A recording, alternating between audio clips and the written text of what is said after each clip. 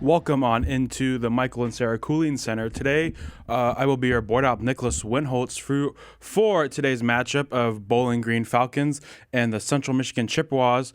As the Falcons look to get the win over the Chippewas, softball is looking for, I believe, the first time winning the series in quite a while. I will send it out to our broadcasters here in a second, but first we're going to go to a short break, and then we will be back, and I'll send you out to Dawson Pelter and Coyle Withrow. Hey, Dad, how do airplanes fly? What's in this box? Is this tree good for climbing? How are babies made? What does this thing do? Kids are curious about everything, including guns. Talking to them about gun safety in your home is a good first step, but you can do more. Always keep your guns locked, unloaded, and stored separately from ammunition. Safe gun storage saves lives. Learn how to make your home safer at endfamilyfire.org. That's endfamilyfire.org. Brought to you by End Family Fire, Brady, and the Ad Council.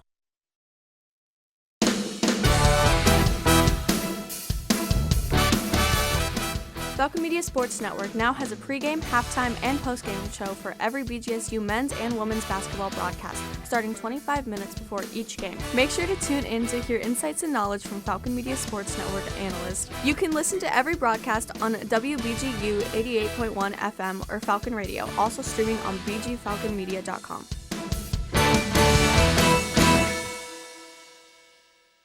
There's danger out there. It lurks on highways and quiet neighborhood streets. It's more likely to kill you than a shark and more terrifying than the biggest snake. Distracted driving claims lives every day. Every notification, swipe, social post, video, or selfie while driving risks your life. So while you might think public speaking or the zombie apocalypse is scary, what's really terrifying and even deadly is distracted driving. Eyes forward, don't drive distracted. Brought to you by NHTSA and the Ad Council.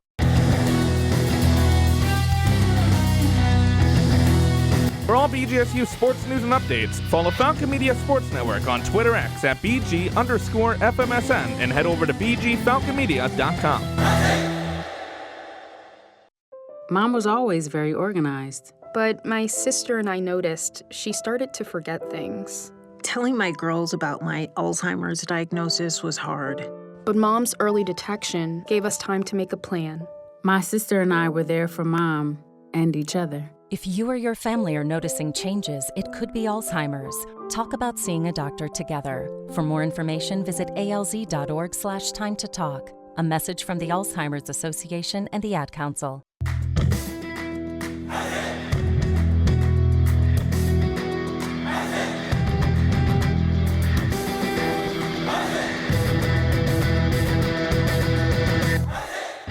Looking for a BGSU Athletics talk radio show? Tune into the Zig Zone every Sunday at 4 p.m., where a panel of Falcon Media Sports Network members discuss the hottest BG sports topics. Only on WBGU 88.1 FM. Imagine home. The smell of coffee, the sound of a lawnmower, the sun's warmth on your face. Free to be yourself, surrounded by love that helps you grow. This is a place to call home. That's an American dream we all deserve. But in 50% of U.S. states, you could legally be denied housing if you are LGBTQ+. Get the facts and hear real stories at lovehasnolabels.com. Brought to you by Love Has No Labels and the Ad Council. How serious is youth vaping? Irreversible lung damage serious. 1 in 10 kids vape serious, which warrants a serious conversation from a serious parental figure like yourself. Not the seriously know-it-all sports dad or the seriously smart podcaster. It requires a serious conversation that is best had by you. No, seriously, the best person to talk to your child about vaping is you. To start the conversation, visit talkaboutvaping.org. Brought to you by the American Lung Association and the Ad Council.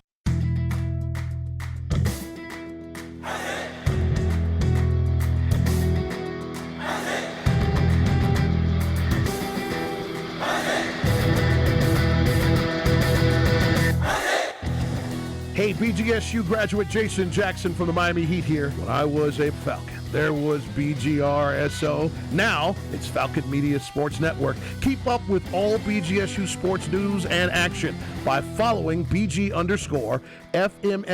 on Twitter/X and check out BGFalconmedia.com. Hi, Ziggy.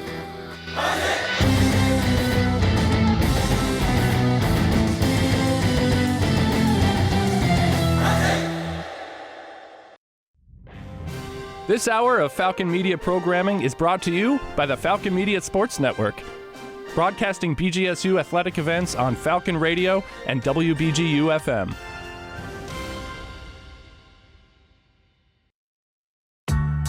When you're high, you feel different. You think different, you talk different, you draw different, you listen to music different, but you probably knew that. Problem is, you also drive different, and not in a good way. That's why driving high is illegal everywhere. So if you're high, just don't drive. Make a plan to get a sober ride. Because if you feel different, you drive different. Brought to you by NHTSA and the Ad Council.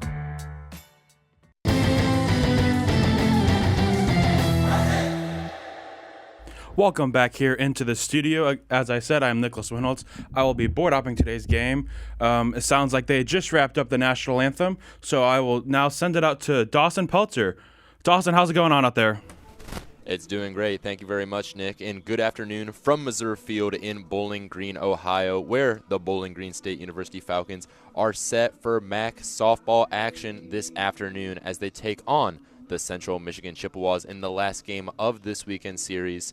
It's a great day for softball here at Missouri, and the Falcons are looking to build momentum in conference play after splitting with the Chippewas yesterday, with this weekend being both the home and MAC opener for the Falcons. Hello, everyone. I am Dawson Pelter alongside Coyle Withrow from the Falcon Media Sports Network, bringing you this MAC matchup on Falcon Radio, and we are excited for some Bowling Green softball. Coyle, up to this point, the Falcons doing quite well. Can you introduce us to their lineup? Falcons, Mackenzie Krafchick could get the de facto number one in the circle, catching Ashley Chevalier, and then from left to right in the infield, Addie Martin, third, Cameron Kaufman, shortstop.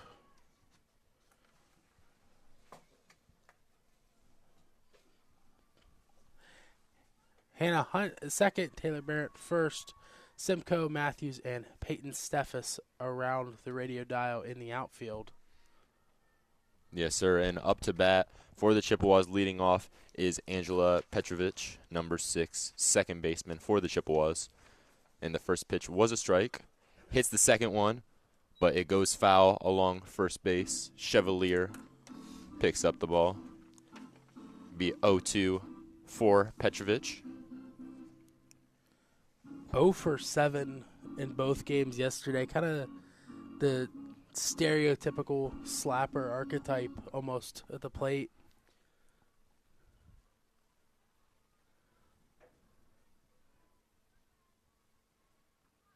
Krafczyk, the pitch, goes straight to Kaufman at shortstop, throws to first, and gets the out. Great play from Kaufman. Just like I said, slapped it the other way. Made a good play on the ball. Absolutely. And we mentioned Krafczyk, the pitcher, had a great game in the first one yesterday, winning the game 1-0. First time since May 2022 that the Falcons have gotten a win over the Chippewas. Up to bat now is Emma Lotus, number 11, center field. And the first pitch is a strike from Krafczyk. Krafczyk has not allowed an earned run in 21 consecutive innings. The last run came against Charleston Southern, and that was unearned, and that was two weeks ago? Yeah. Krafczyk's second pitch, ball, bottom left.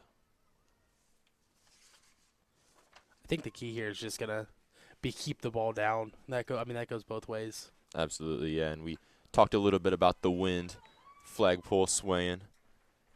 That ball from Lotus goes out, grounder, right field. She gets a single there. And up to bat next is Jenna Kuzera, number 17, left fielder. The sophomore from New Boston, Michigan, facing a one-out situation, runner on first. Does lead the team in home runs, conducive to the wind blowing straight out here at Missouri Field. The first pitch was a ball. Krafczyk getting the next one ready.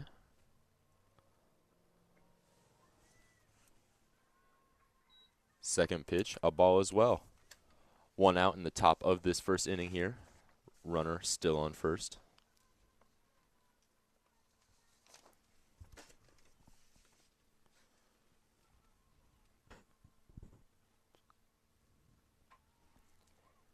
And a hit from Kuzera.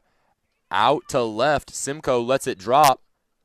And an error at second. Ball goes over Hunt's head. And they get the ball into Chevalier, but a double for Kuzera. Runners now on second and third. What a poor error from the Falcons. Just looked like it was an in-between pop-up over Kaufman's head. Found its way to some grass. I believe they did rule that a single with an error. Yeah, Hannah Simcoe, the error. Falcon infield talking things over before the next batter. That'll be Grace Koenig, number 24, the third baseman. Now batting here is the third baseman, number 24, Grace Koenig. 1 out in the top of this first inning. Runners at second and third.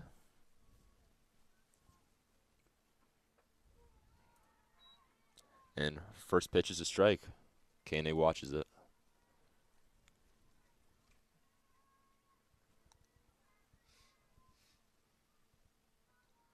And Koenig, a junior from Imlay City, Michigan, she's batting .377 so far this year, and pops one out to left field. Simcoe gets that one, and a runner goes into home. And the Chippewas off to a early 1-0 lead. 2 outs currently with a runner still on second. And it'll be number 15, London Williams, the first baseman, up to bat next for the Chippewas. Number 15, London Williams. Good piece of situational hitting there. Just find a way to get that run in from third. As we saw yesterday, runs can be scarce. Absolutely, yeah. And that first one, Bowling Green winning 1-0 with a walk-off in the last inning.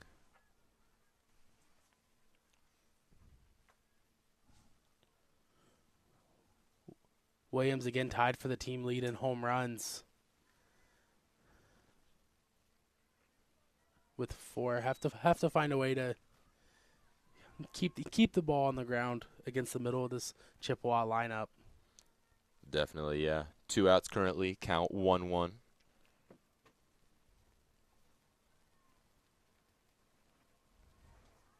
And a swing and a miss. Krafsick, 1-2 count. Trying to get out of this top of this first inning.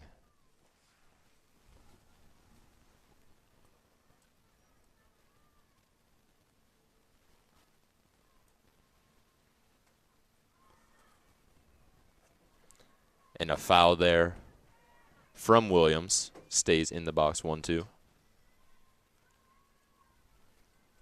Kuzera still at second.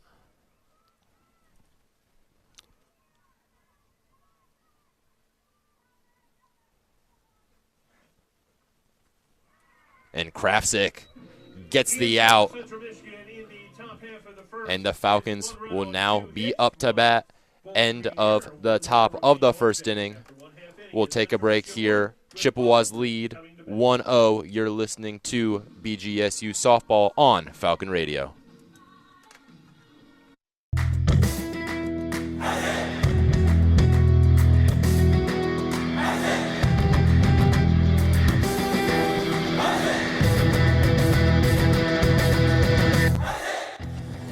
Don't have time to tune into a BGSU sports broadcast? Falcon Media Sports Network will have you covered with live updates of home BGSU athletic events. To follow along, head over to @BG_FMSN on Twitter X.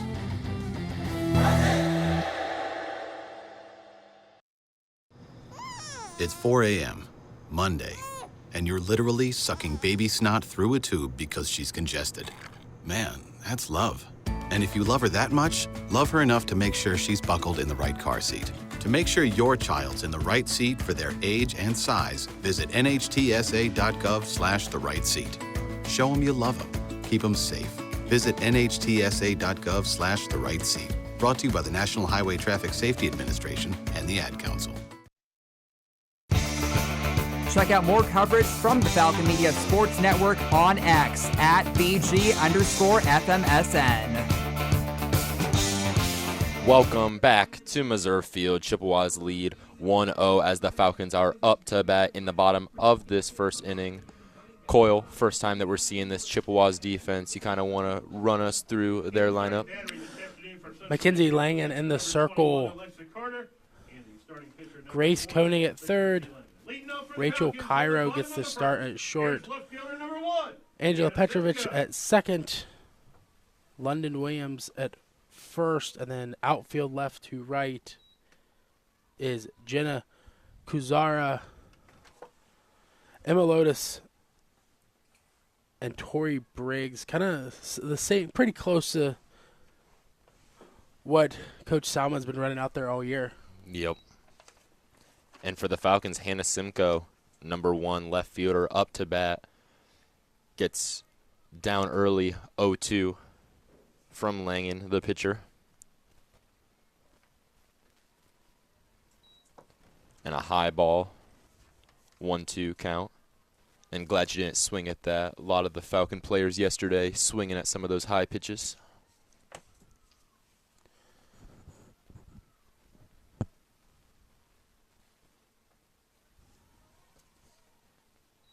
And another ball, 2-2. Yeah, I was down there for both on the field for both games yesterday. The rise ball was really working, especially with the lack of wind. Yeah, wind, as you mentioned, a little bit more than yesterday. Flagpole swaying.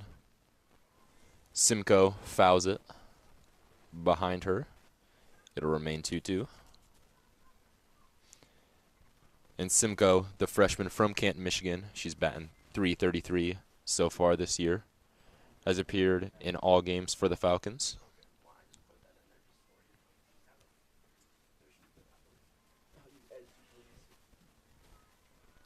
And another foul for Simcoe.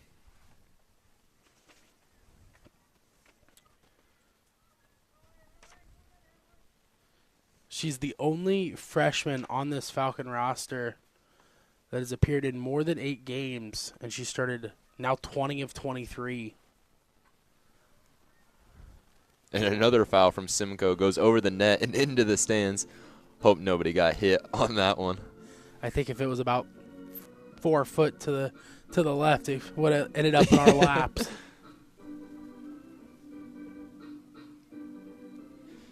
And Mackenzie Langen pitched the first game for the Chippewas yesterday in that 1-0 Falcon win. She pitched 6.2 innings, 2 hits, 1 run, 0 earned, 2 walks, and 7 strikeouts. Once again, we see Langen complaining about the choice of game balls, as we saw 6 or 7 times earlier yesterday. We did, yeah. They were switching them out. Langen seems to have gotten a good one. Regardless, 2-2 count, bottom of the first. Simcoe still first up to bat.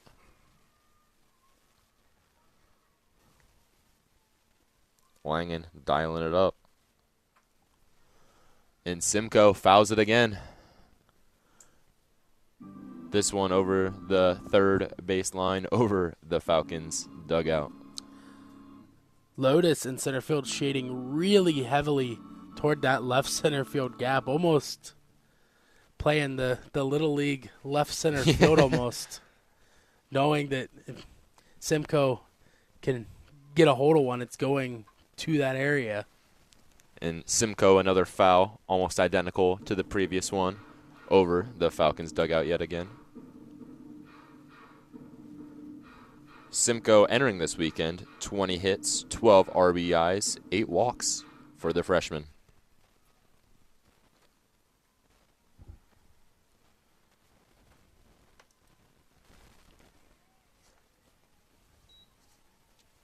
And Simcoe watches and gets another ball. It's a ball, 3-2, full count for the freshman.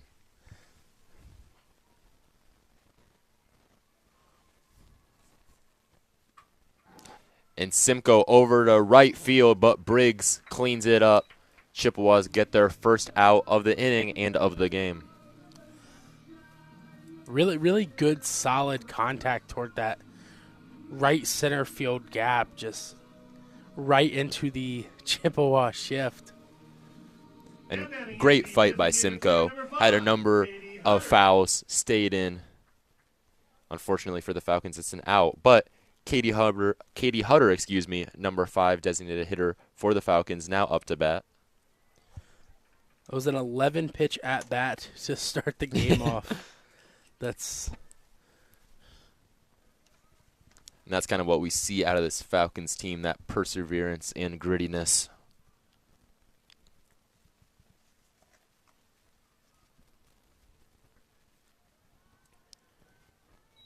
Coach Gardner had mentioned it during our press conference yesterday, just how much she loves the fight in this team, just consistently battling at the plate in the field, through the 35-degree games like we saw yesterday.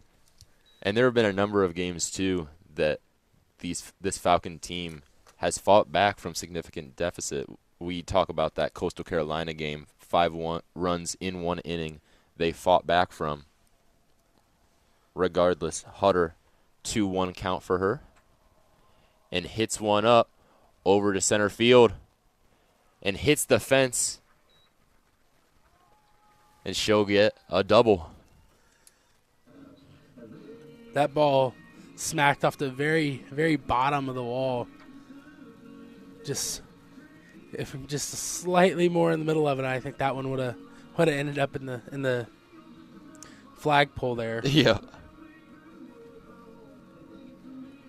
Great hit from Hutter. And now the third hitter for the Falcons. It'll be number 9, Taylor Barrett, the first baseman. Barrett entering this weekend, 323, 5'3" junior from Walled Lake, Michigan.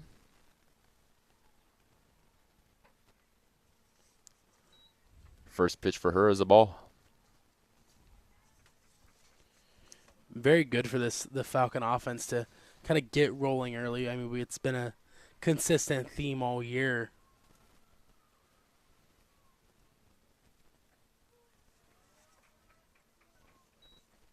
And it's especially good to see this against Langen. It was that first game yesterday for the Falcons and Chippewas, kind of a pitcher stalemate per se.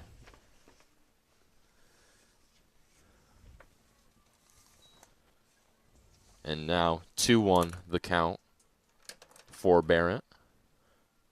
Hutter still at second.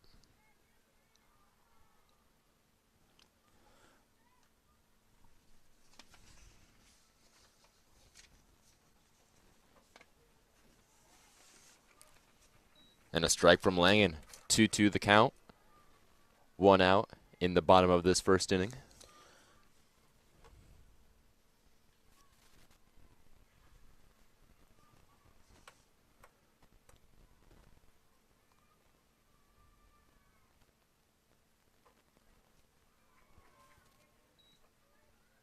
Really good take with 2 strikes there Yeah. by Barrett. And don't look now. The wind is changing directions, It is a little bit, yeah. blowing toward that right field corner. 3-2 the count. Barrett with a hit to center field. And Hutter going home. And she is out at home. Barrett getting to second base. Hutter goes home but gets out. 1-0 Chippewas still lead. 2 outs in the bottom of this first inning. Coach Gardner threw on the stop sign as Hutter was crossing almost to third base. She ran right through it. Yeah. She was out by 20 foot. She was, yeah. Catcher number 14, Ashley Chevalier. Ashley Chevalier, number 14, the catcher for the Falcons, up to bat now. Barrett at second base. 2 outs, and the first pitch is a ball.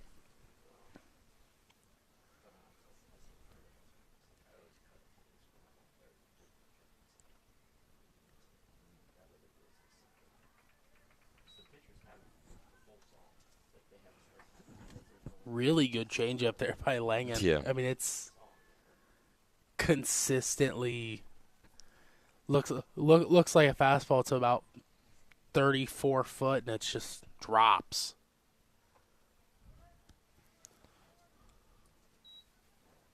High ball on that pitch from Langen, 2-1.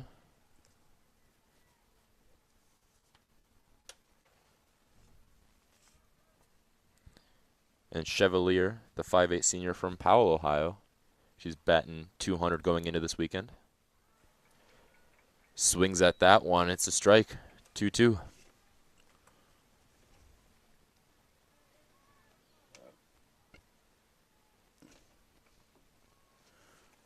Her last hit came 11 days ago against Coastal. Very streaky almost at the plate.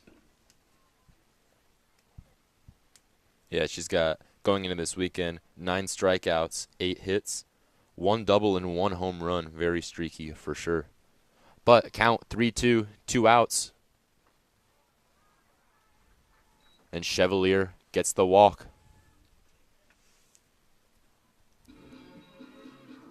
Up next for the Falcons, 5th batter in the lineup, Cameron Kaufman, number 12, the shortstop. Kaufman, a junior from Sandusky, Ohio. Next up is shortstop number 12, Cameron Kaufman. She started every game for this Falcons team this year.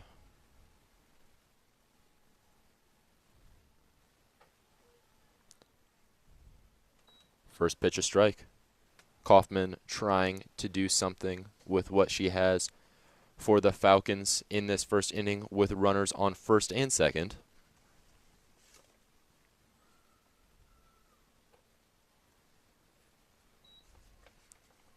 And a ball on the next pitch, 1-1. I think right now, if you're Cameron Kaufman, just try to spray the ball somewhere. Score that run from second. Yeah, unfortunate with the out from Hutter.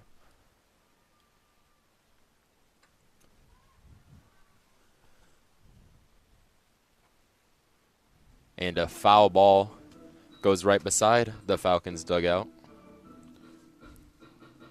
Now a 1-2 count.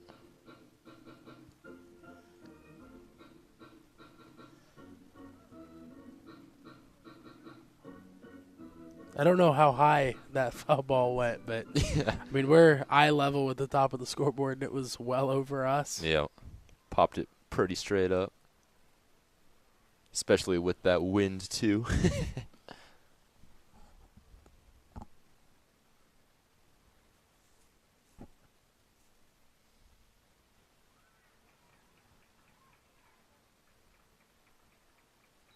And Kaufman, the strikeout.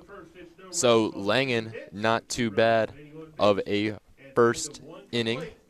It'll be Chippewas leading the Falcons 1-0 as we move into the second inning. You're listening to BGSU Softball on Falcon Radio. What I know about courage, I learned from my adoptive mom. She said sometimes you just gotta hold on and know we'll get through this. Mom, we are so high up. Hold my hand. No, you hold my hand. Here we go. Learn about adopting a teen from foster care. You can't imagine the reward. Visit adoptuskids.org to find out more. This message is brought to you by Adopt US Kids, the U.S. Department of Health and Human Services, and the Ad Council.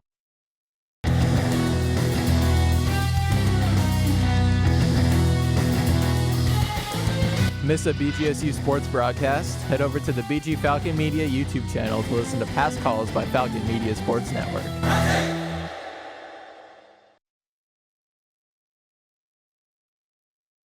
Check out more Falcon athletic coverage online at bgfalconmedia.com.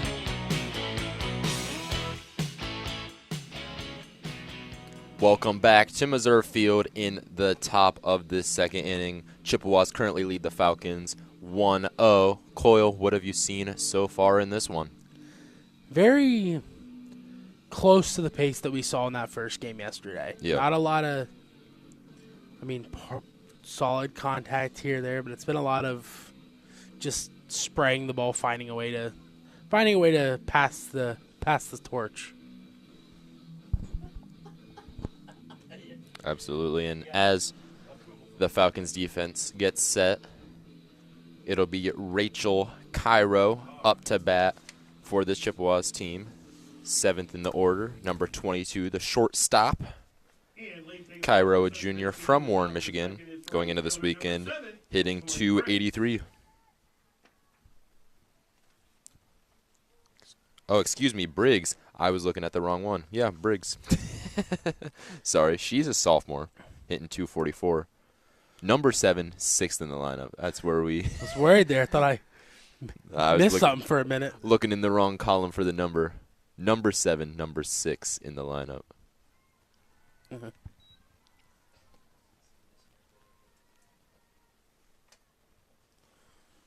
Currently 1-1 for Briggs.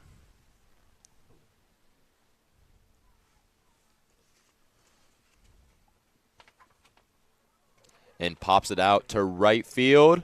And over the net. A homer for Briggs in this second inning. That ball got out on a line, and it got out quickly. It did. Wind possibly helping a little bit. Regardless, a 2-0 early lead for the Chippewas. Coach Gardner walking out to the middle circle to talk to her team. It looks like she's checking on Steffes. Yeah.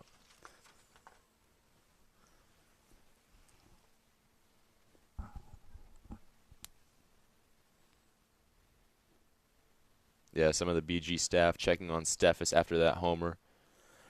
Ran into the wall. Yeah.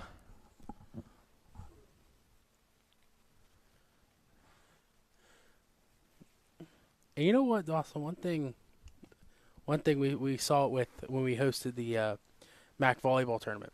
Central Michigan always travels really well. They do, yeah.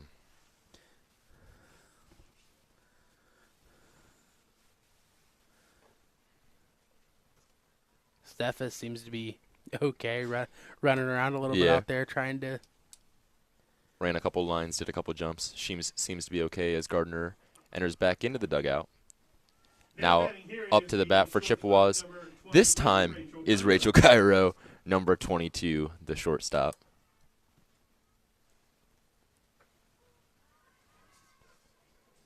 And a first pitch strike for Krafsick. I mean, I've mentioned it quite a few times today. That third pitch to Briggs was, letter high. I'm not sure. Looked to be pretty middle. Something you can't give up to especially when it's this windy. Mm-hmm. Yeah, Briggs, 1 home run entering into this weekend, gets her second. And Cairo on that pitch fouls it into a similar foul spot we've seen a lot so far in this game. Count now 1-2. Dawson, I don't know if you can hear it through the headset. The wind is whipping around the door up here in the press box. We've mentioned the flagpole swaying, but you look at some of these fences with some material on them swaying. Pitch from Krafsick was a ball, 2-2. And throws another ball. Full count for Cairo after the home run from Briggs. No outs in the top of the second inning.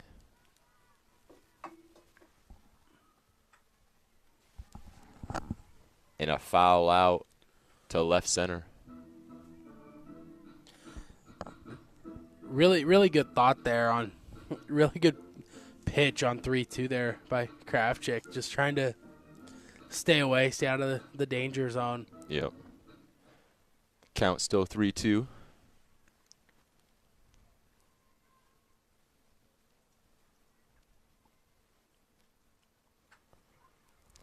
And a hit to left field.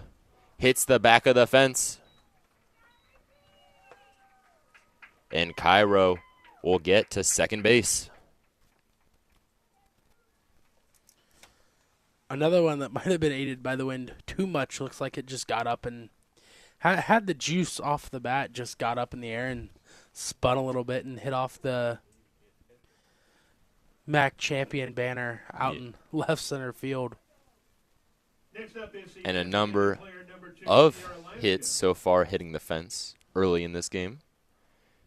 It's now Sierra Alaska, number 2 designated hitter up for the Chippewas. She's number 8 in this batting order.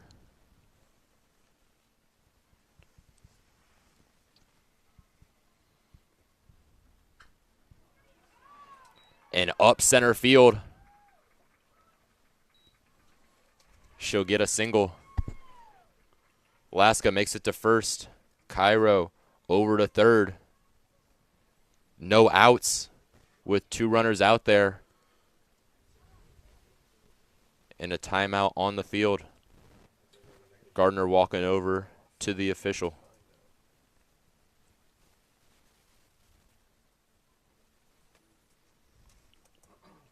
Looks like there may be a change of something. Yep. And that change is with the pitcher, Krafsick, coming out, and freshman Avery Sandifer coming in for the Falcons. She's had 4 appearances coming into this weekend. 9.88 ERA for the freshman from Texas. Yeah, only 1 appearance over that she completed a full inning. Appeared quite a few times this fall. And one of the wackiest pitching motions that I've seen. Kind of throws that, like, chin up at the end of the motion. Yeah. Yeah, in that one full game that Krafsick did have, got the win, 1-0, 5.2 innings pitched for her. She's warming up with Chevalier currently. But Chippewas with a lot of success so far in this game. Currently 2 runners out there, 2-0 lead in this second inning. 5 hits so far for the Chippewas. Definitely the weather kind of helping the bats. I mean, I've swung quite a few composite bats in my lifetime, and when it gets down below 60 degrees, it feels like you're hitting with a wet 2x4. Yeah. Yeah, and we mentioned that 1-0 win that Sandifer had. That was against Towson, a no-hit relief appearance for her. Pretty dominant player in high school. We'll see how well that translates here as she throws her first pitch. And a great play to second base. Catcher Chevalier throws it to Kaufman and gets the out on the stolen base. First out of the inning for the Falcons. Really, really good throwdown by Chevalier there. Just, I mean, really good jump by Laska, but just... And Carter hits it out to right field. And the Chippewas get another run.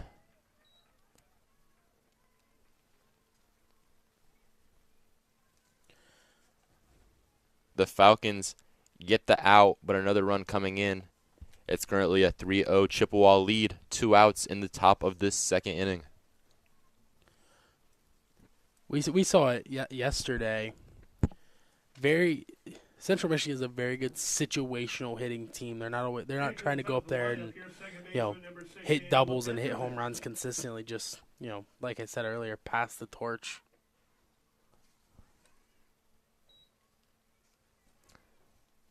And Sandifer's first pitch is a ball.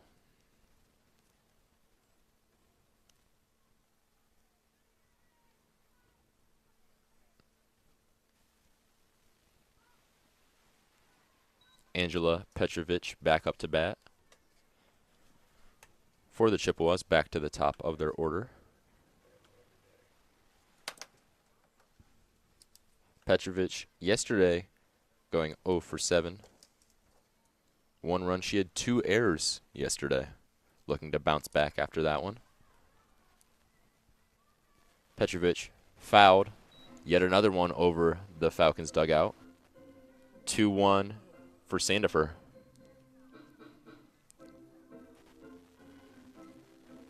Just waiting for one of their visors to go flying off. We saw it a little bit yesterday. I saw a couple hats flying around in the stands, but yeah, wind picked up significantly. Friday, gusts 60 to 70 miles per hour.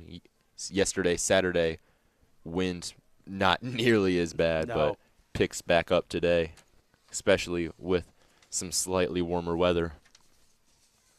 Sandifer throws another ball, 3-1 count. And another foul from Petrovic, make it a full count. Sandifer trying to close out this 2-run inning. Like you said, the temperature yesterday at the first pitch was 37 degrees. Right now it's 61 with 23 mile an hour winds. Yeah. And a lot of the players out here wearing short sleeves, loving the warm weather. And Petrovic gets a hit over to Hannah Hunt. Hunt bobbles it, and Petrovic makes it to first base.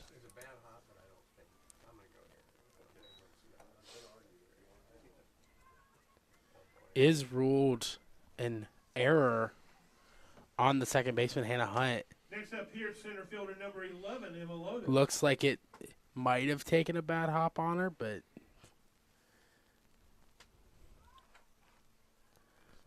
and Lotus hits out to left field right in between Martin and Simcoe.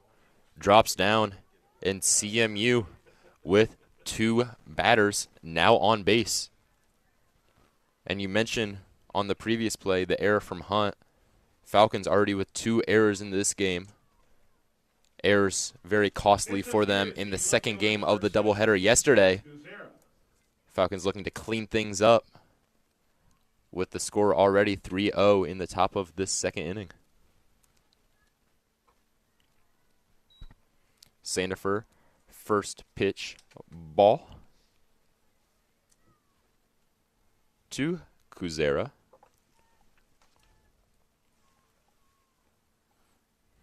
Jenna Kuzera yesterday, 3 for 7, 2 RBIs. And Kuzera out to right field. Steph is chasing after it. Gives it to Kaufman near the second base. But 2 runs in for Central Michigan. 5-0 for CMU.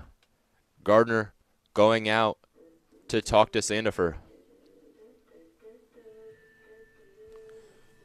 just put good barrel on ball, just found a gap with it. I mean, it's been kind of their MO all year in the games that I've watched. Yeah, Chippewas, a lot of very nice placed balls. That one kind of in between Matthews and Steffes in the outfield. And the Falcons just trying to get out of this inning. 4 runs in this second inning.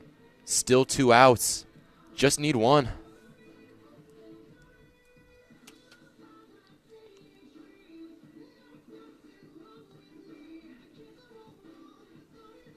Now, with that, it does close the book on Mackenzie Kravchik.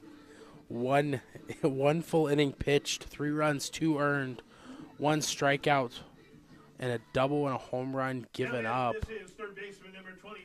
Kind of stark contrast to what we saw with her yesterday.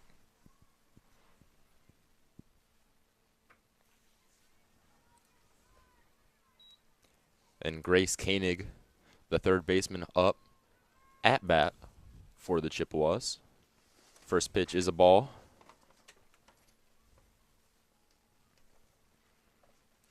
And Koenig yesterday, 4 for 6, 1 RBI. She also had 2 doubles and a sacrifice hit.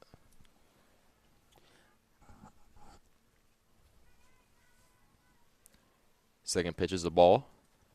2-0 the current count.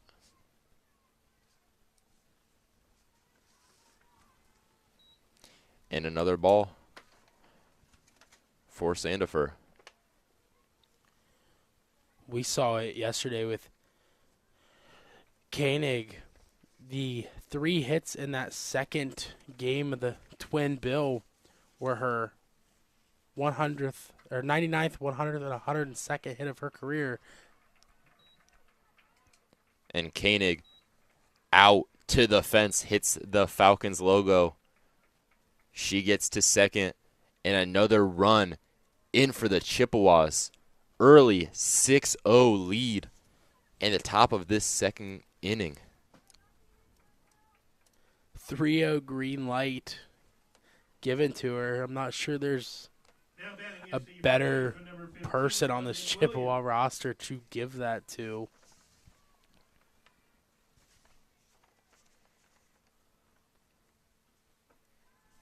London Williams now up to bat. She was 1 for 6 in yesterday's doubleheader combined.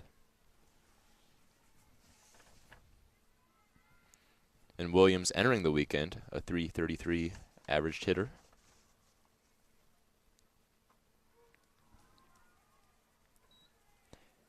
And Sandifer with a strike, 1-1.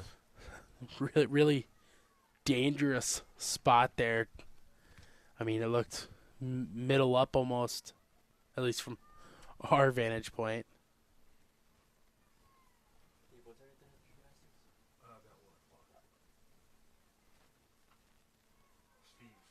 And a foul for Williams.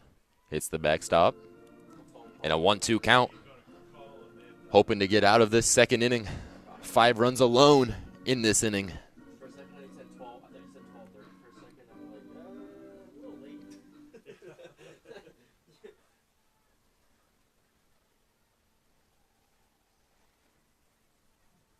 Sander for the pitch.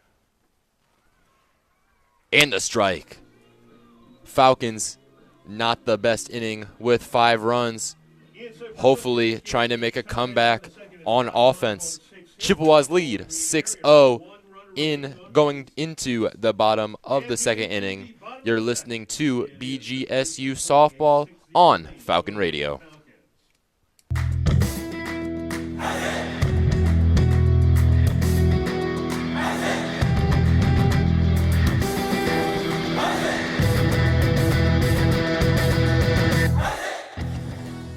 Falcon Media Sports Network and BG Falcon Media takes pictures for nearly all BGSU and Bowling Green related events throughout the year. Head over to bgfalconmedia.com to check out thousands of photos and all the content.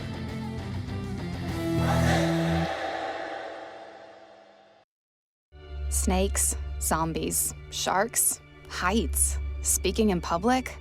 The list of fears is endless. But while you're clutching your blanket in the dark, wondering if that sound in the hall was actually a footstep, the real danger is in your hand, when you're behind the wheel. And while you might think a great white shark is scary, what's really terrifying and even deadly is distracted driving. Eyes forward, don't drive distracted. Brought to you by NHTSA and the Ad Council. After this game wraps up, more coverage continues online at bgfalconmedia.com.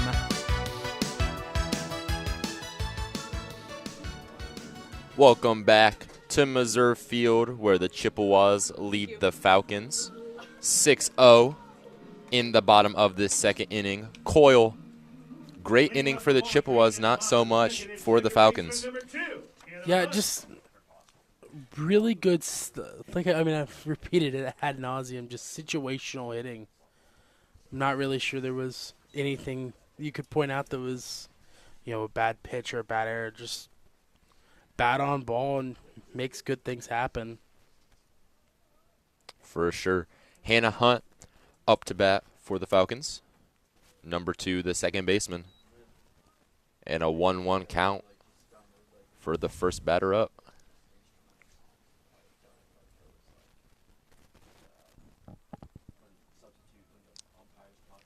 Hunt, a .238 batter, entering into this weekend. Next pitch is a foul. 1-2 for Hunt.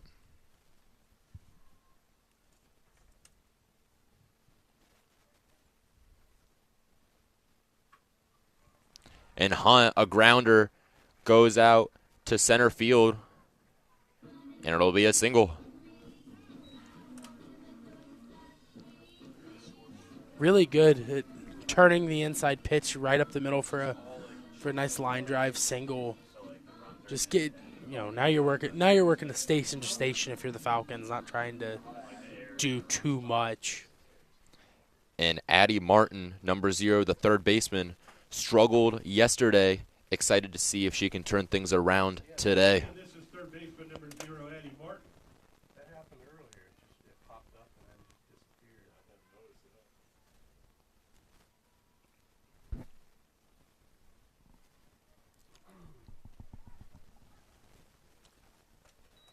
Martin fouls. It'll be an 0-2 count.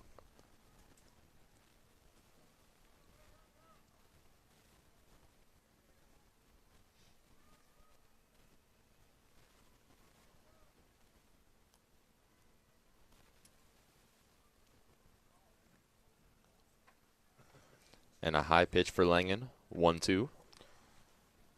Martin hitless yesterday, just trying to find something to break out of the funk almost.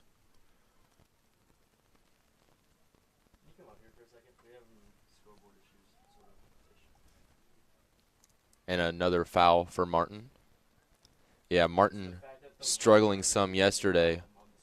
Uncharacteristic for her, leading almost every power category for this Falcons team.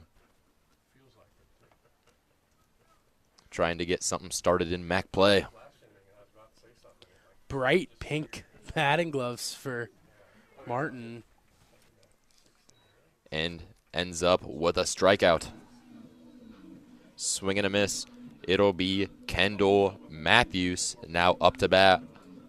1 out with Hannah Hunt still at first base. Here's center fielder number 19, Kendall Matthews.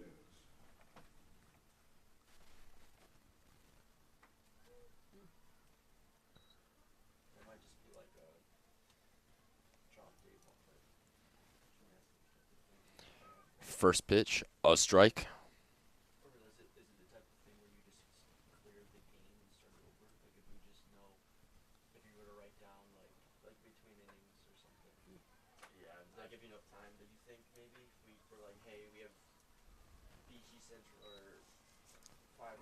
And a close pitch, but a ball. 1-1 count for Matthews.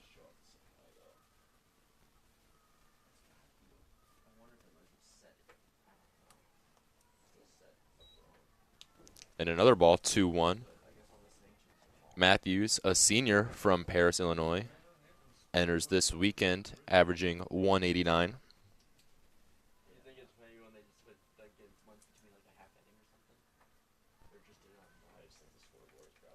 And swing and a miss. 2-2 count. 1 out in the bottom of this second inning.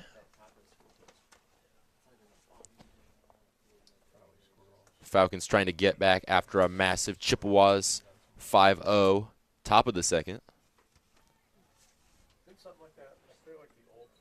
Matthews, good eye. Full count, 3-2.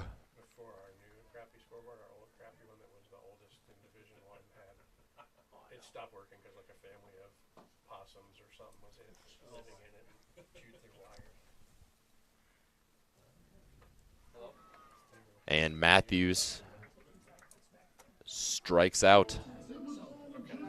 It'll be the last batter for the Falcons lineup. Peyton Steffes, number 7. Right fielder, up to bat. 2 outs so far. Steffes' double yesterday was her first extra base hit since April 15th of last year against OU. And you would love to see another play like that if you're a Falcon fan to get something started offensively.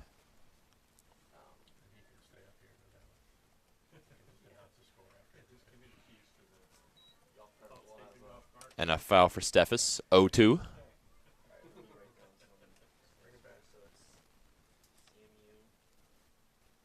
The Falcons' orange helmets sparkling in the sun out here at Missouri Field today. Very, very nice.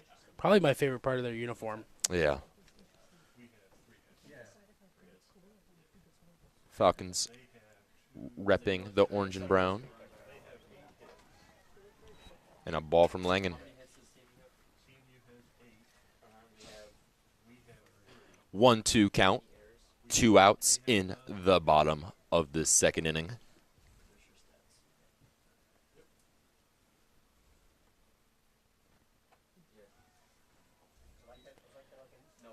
Ball outside, 2-2.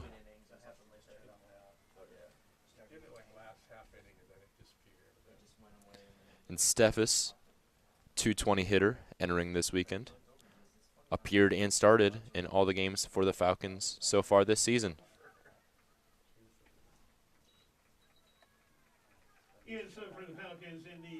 And Steffes gets out on a ruled hit. Correction, that was a drop third strike. Drop third, got it.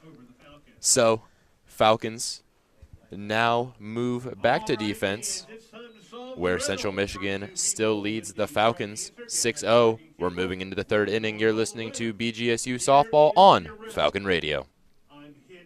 When your car is making a strange noise, no matter what it is, you can't just pretend it's not happening. That's an interesting sound. It's like your mental health. If you're struggling and feeling overwhelmed, it's important to do something about it. It can be as simple as talking to someone or just taking a deep, calming breath to ground yourself. Because once you start to address the problem, you can go so much further. The Huntsman Mental Health Institute and the Ad Council have resources available for you at loveyourmindtoday.org. You are listening to Falcon Radio, for Falcons by Falcons, and home of the Falcon Media Sports Network.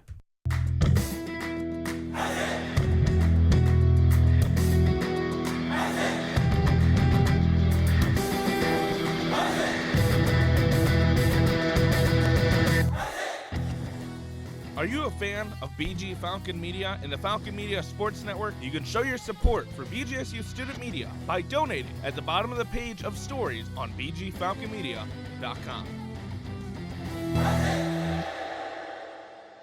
Check out bgfalconmedia.com for previews, recaps, photos, videos, and more of the Falcons. Welcome back to Missouri Field, where the Chippewas lead the Falcons 6-0, now in the top of the third inning. It is Torrey Briggs up to bat.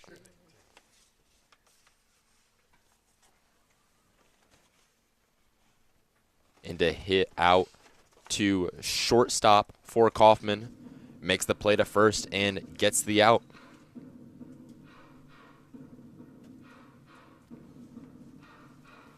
Briggs had that home run last time. Nice to see get the first out of the inning, first pitch of the inning. Very, very good start for Sandifer here in her second inning of work. Yeah, especially after that huge inning for the Chippewas, a 5-0 inning.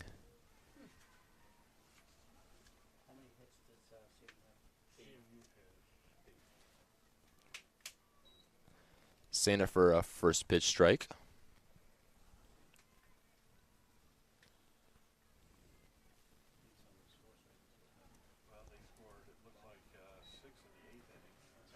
It's Rachel Cairo, number 22, the shortstop, up to bat with a 1-1 count.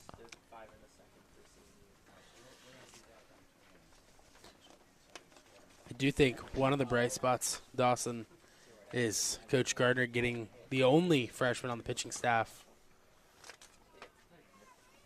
innings in MAC play early. Yeah, I guess some experience. Cairo does hit it out to left field. Simcoe throws it in, and Cairo gets a single. Sierra Alaska, number 2, designated hitter. Now batting here is the designated player number 2, Sierra Alaska. Now up to bat. 1 out in the top of this third inning. And hits the backstop. And Cairo makes it to second.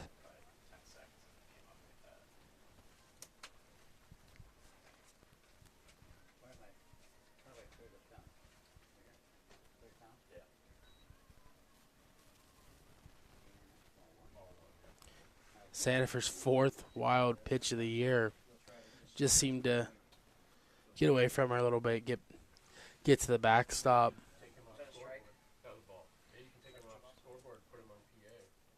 Now a 2-0 count for Sandifer.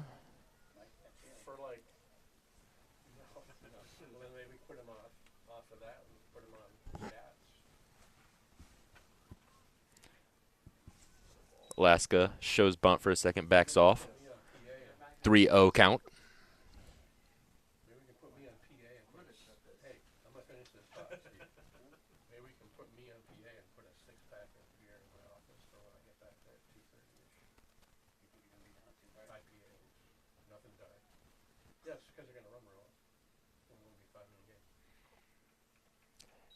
And Sandifer walks Alaska. Runners now for the Chippewas on first and second base. Number 21, Alexa Carter, up to bat. Seems like this Falcon team is struggling to kind of get their bearings a little bit, especially coming from playing in the South for the last few weeks. Yeah, softball and baseball at the collegiate level. Bit of an interesting opening schedule down south for about the first month, playing in various tournaments. This, of course, being the home and MAC opener for the Falcons.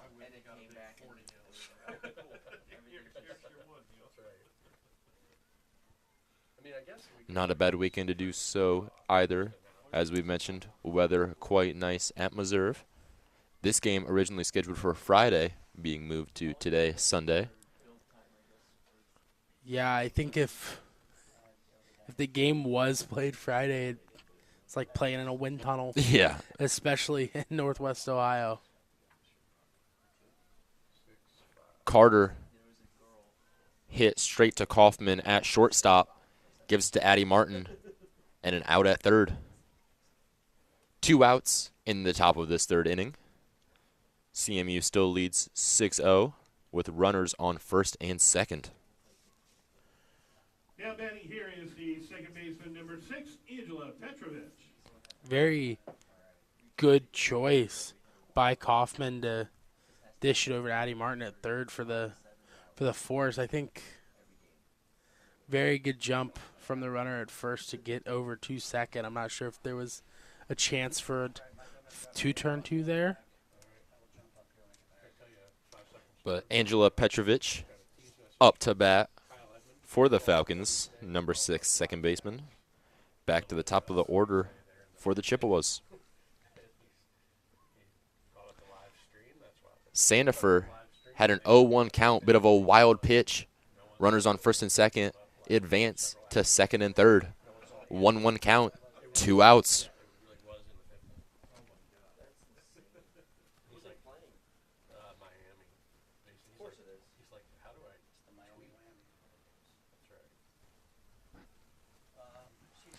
Petrovich, senior from Macomb, Michigan, 485 average, entering this weekend. Third at bat in as many innings. 6-3 in the first, and then reached, and then later scored on the error by Hannah Hunt. 1-2 the count. Falcons trying to get out of this inning with runners on second and third. And a hit to second. And safe. Chippewas get a runner in. That was Sierra Laska. Petrovic now on first. Runner on third. And Emma Lotus now up to bat. Chippewas now up 7-0.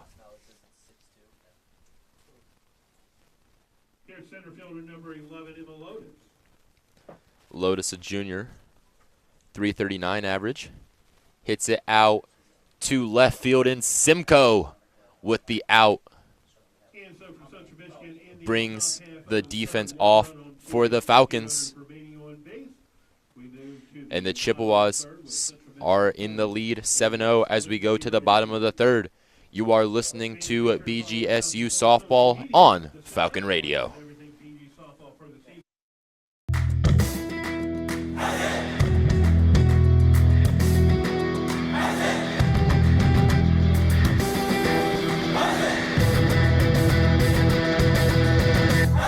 For the second straight year, Falcon Media Sports Network is partnering with WBGU PBS to broadcast Falcon men's and women's soccer matches. Tune in to WBGU PBS YouTube's live streams to hear Lucas Kleinmeyer, Henry Costco, and other Falcon Media Sports Network talent on the call. I taught for 20 years, until I started forgetting my lectures. Eventually, he had to quit.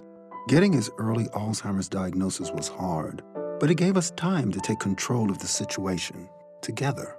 I can't imagine going through this without him. If you or your family are noticing changes, it could be Alzheimer's. Talk about seeing a doctor together. For more information, visit alz.org/time to talk. A message from the Alzheimer's Association and the Ad Council.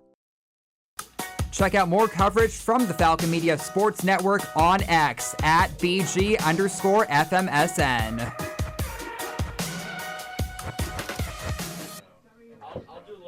Welcome back to Missouri Field for the bottom of the third inning. Chippewas lead 7-0 with Hannah Simcoe, number 1, the left fielder, up to bat for the Falcons.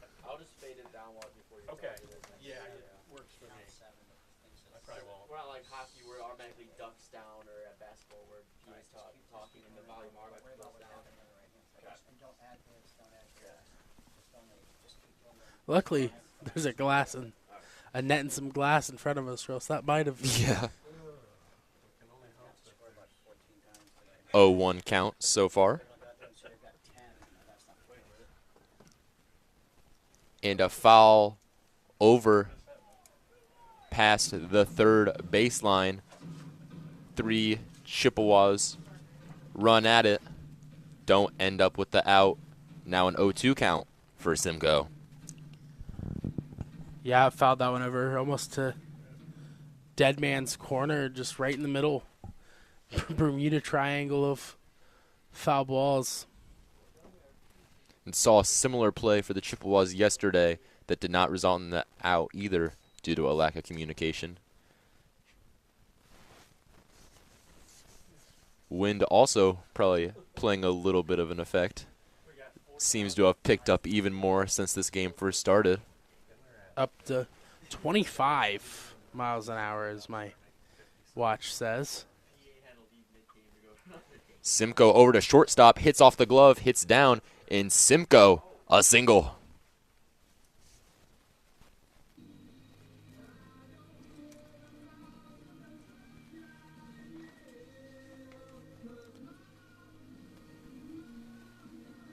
Believe that was officially ruled an E6.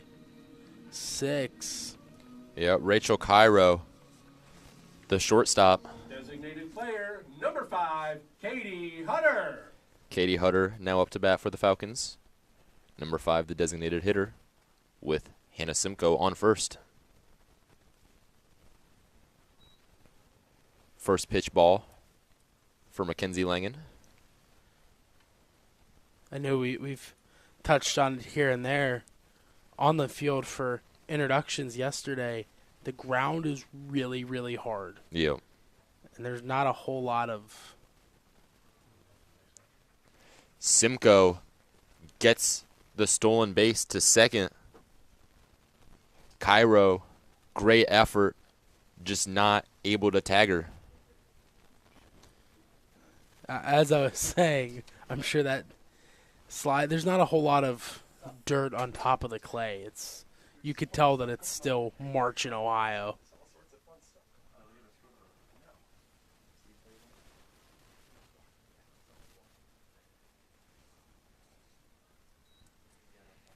And another ball for Langen. 2-1 count. No outs for this Chippewa defense.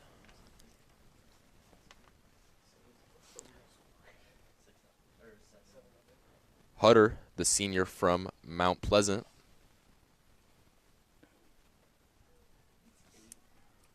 And a Langen strike, 2-2. Having some scoreboard difficulties here at Missouri Field, but the oh-so-wonderful staff over here working to remedy that situation.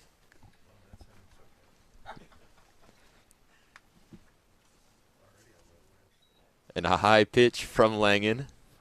Full count for Hutter. Hutter entering this weekend, 292. Also a sports management major.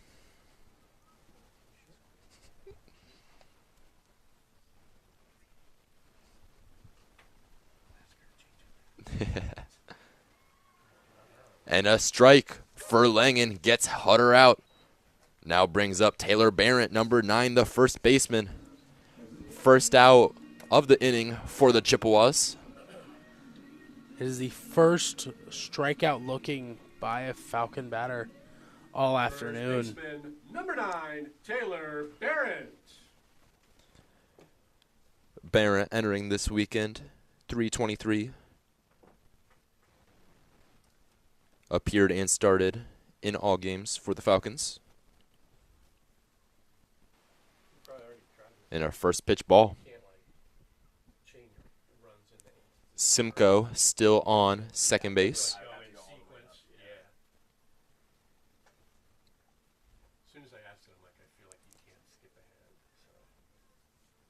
And an inside ball, 2-0.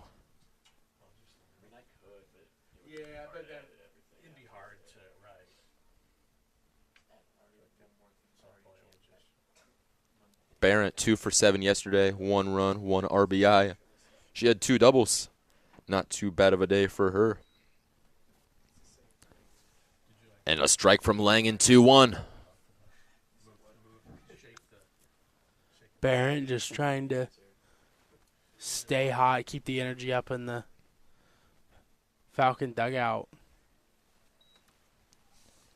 Another ball from Langen, 3-1 now for Barrett.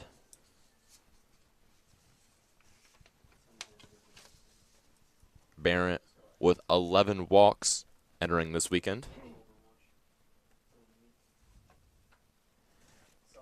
And she gets a hit out to center field, but Lotus able to get the catch. Solid contact. Just that shade over toward that left center gap for Lotus. Yeah, ball landing in the left center gap, kind of honestly in line with the scoreboard out there. Lotus able to make the play. Ashley Chevalier. 2 outs now the Chippewas have on defense. Ashley Chevalier, number 14, the catcher, now at bat. First pitch swings at it, and it's a strike.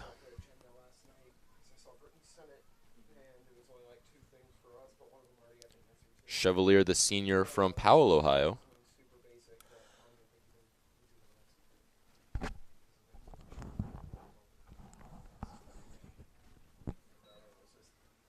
And another strike, 0-2. I think right now, if you're Coach Gardner and the rest of the Falcon coaching staff, you're just looking for a little bit of fight. Stay in the game as long as possible. And that's something that the Falcons are not 4-2, fighting back in a lot of games. But so far, In the runs column, zeros across the board for the Falcons. 1-2 the count.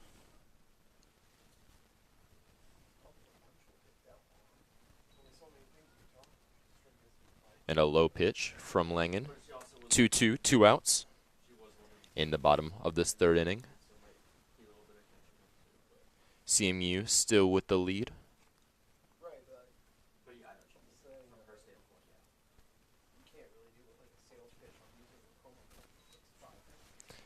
And a ball. Full count for Ashley Chevalier. Simcoe still on second. Falcons trying to put something up on the board.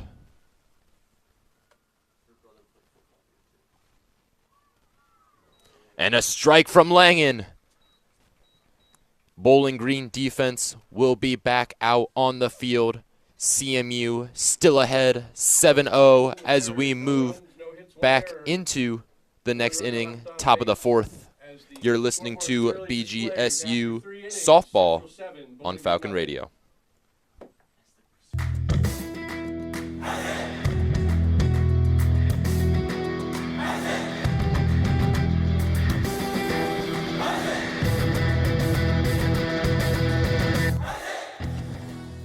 Are you a fan of BG Falcon Media and the Falcon Media Sports Network? You can show your support for BGSU student media by donating at the bottom of the page of stories on bgfalconmedia.com.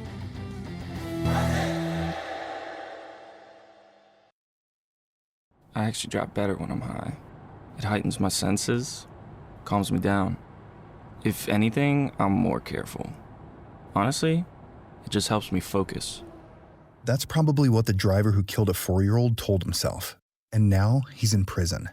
You see, no matter what you tell yourself, if you feel different, you drive different. So if you're high, just don't drive. Brought to you by NHTSA and the Ad Council.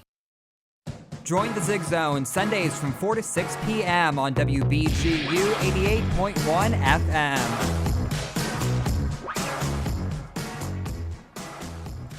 Welcome back to some Sunday maction here at Meserve Field, where the Central Michigan Chippewas lead the Bowling Green State University Falcons 7-0. Coyle, you're looking around the MAC. Toledo and Ohio playing. What's that game looking like? Ohio leads 7-2. Top of the fourth, 2 outs. That one taking place just a short 25-minute drive up the road at Scott Park in Toledo. Very, very rough weekend if you're a Toledo fan, which making runs in the MAC basketball tournament. Can't really complain too much about that. Yeah, Rockets losing in the championship game. But Ohio leading 7-2 in that game. Ohio chose second in the MAC preseason poll for softball with 108 points. Also 5 selections for champion. Jenna Kuzera, up to bat for the Chippewas. 2-0 count from Sandifer.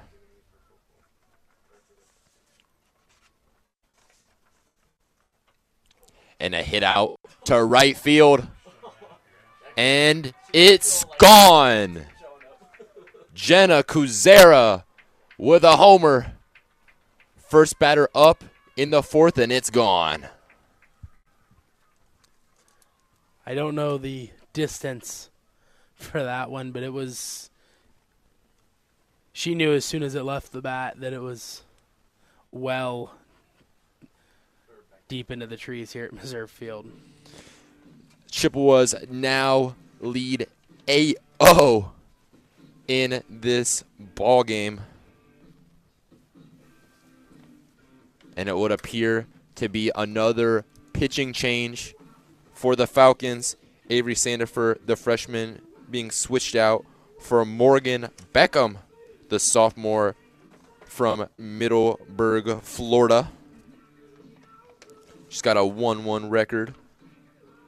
Pitching, 7 appearances for the Falcons so far this season.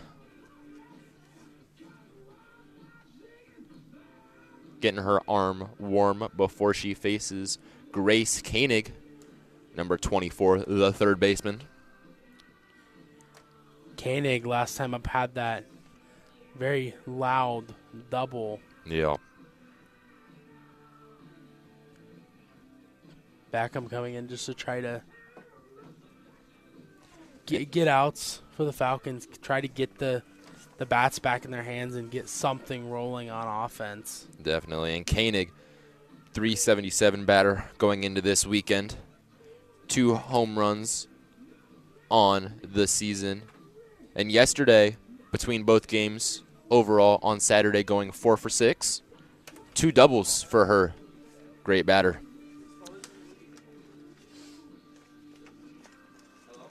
That does close the book on Sandifer. 2 complete innings pitched. 5 runs, 2 of them earned on 6 hits. 1 walk, 1 K, 2 doubles and a homer. And the first pitch for Beckham, a strike.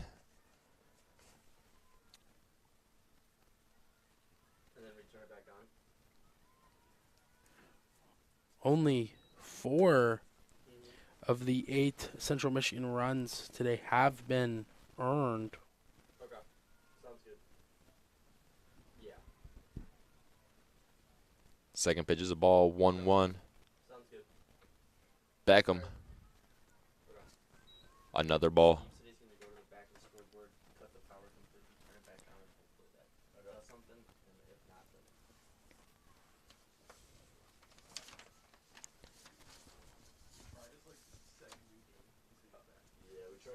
Ball outside for Beckham.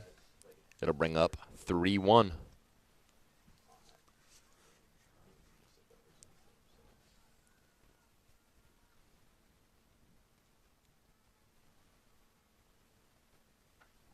Cairo, a hit out to left center. And it is caught by Matthews. Matthews and Simcoe both running over. Matthews ends up with the catch. It'll bring up the first out of this 4th inning for the Falcons. Looks like there will be a substitution for the Chippewas. Do believe we will have a pinch hitter.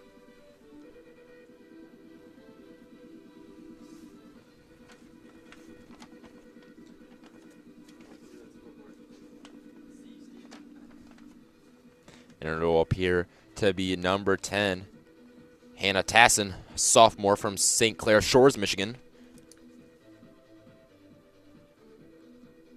Appearing in less than half of the games for this Chippewa squad.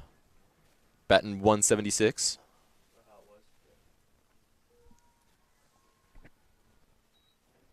First pitch strike. Tassin just watching it. She enters this weekend batting 176. 3 hits, 3 strikeouts. And fouls one out over the net to the right. The count now 0-2. Seems to be kind of the spot appearance. Has not recorded a play in the field all year. Beckham a bit high, 1-2. 1 out. No runners out there. Still an 8-0 lead for the Chippewas.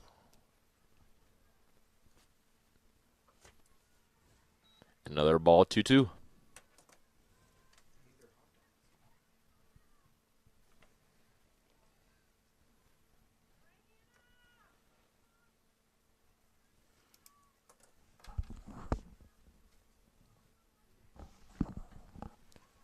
Tassin pops it up.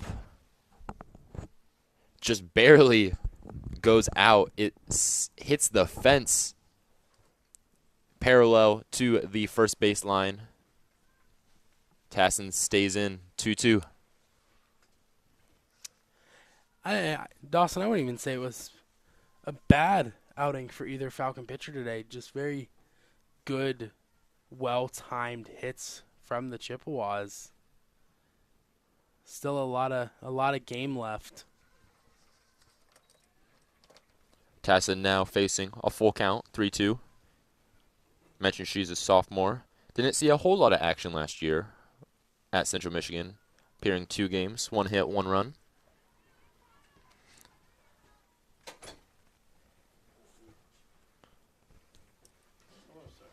And she will get the walk. Looks like that one ran in and got her on the elbow. Free pass there for Tassin. And with Tassin at first base, it'll bring up Tori Briggs, number 7, the right fielder. Number 7, Tori Briggs. Briggs, a sophomore from Fowlerville, Michigan, enters the weekend batting .244.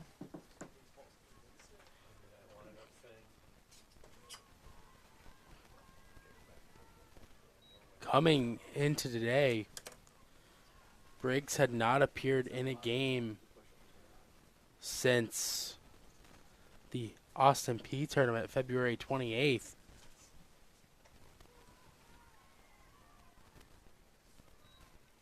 .02 the count. Some nice pitching from Beckham.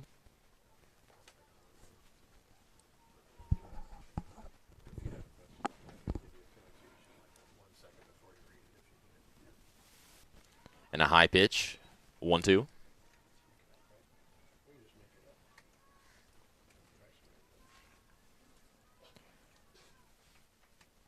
Briggs, a sophomore, playing 47 games last year for Central Michigan.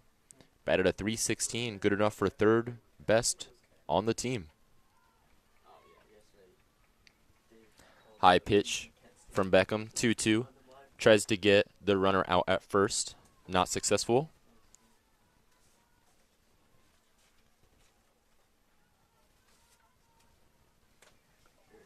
Briggs also a 2020-22 USA Softball Junior Olympic Cup champion.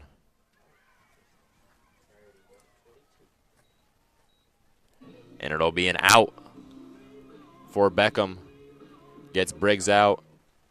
It'll bring up Rachel Cairo, number 22, the shortstop. Cairo, 2 for 2 on the day, single, double, double, and then single respectively. First pitch ball for Beckham. Tassin still at first. The double in the second inning by Cairo was her first extra base hit in almost over 20 days since February 22nd against Minnesota.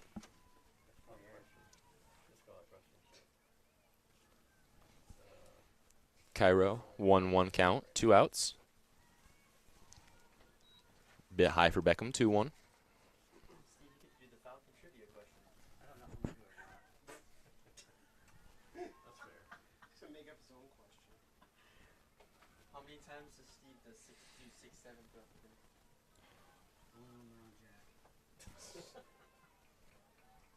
Cairo entering this weekend, 17 hits, 13 strikeouts.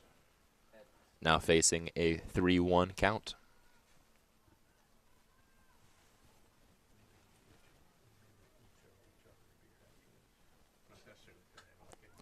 And a hit out to left field. Simcoe trying to drag it in, and she does. Falcons moving now to offense. We'll take a step away as the Central Michigan Chippewas lead the Bowling Green Falcons 8-0. You're listening to BGSU Softball on Falcon Radio.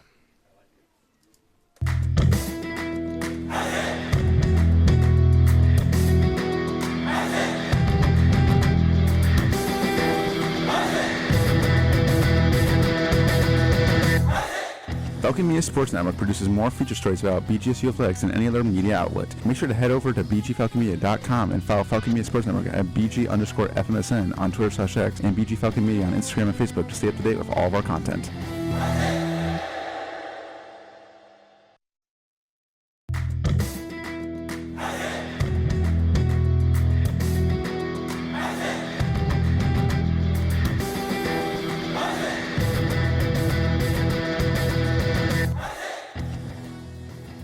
fan of BG Falcon Media and the Falcon Media Sports Network, you can show your support for BGSU student media by donating at the bottom of the page of stories on bgfalconmedia.com.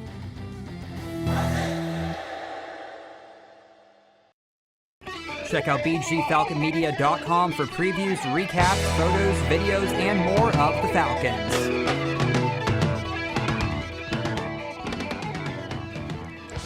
Welcome back to Missouri Field, where the Central Michigan Chippewas lead the Bowling Green Falcons 8-0. Moving now into the top of the 5th inning.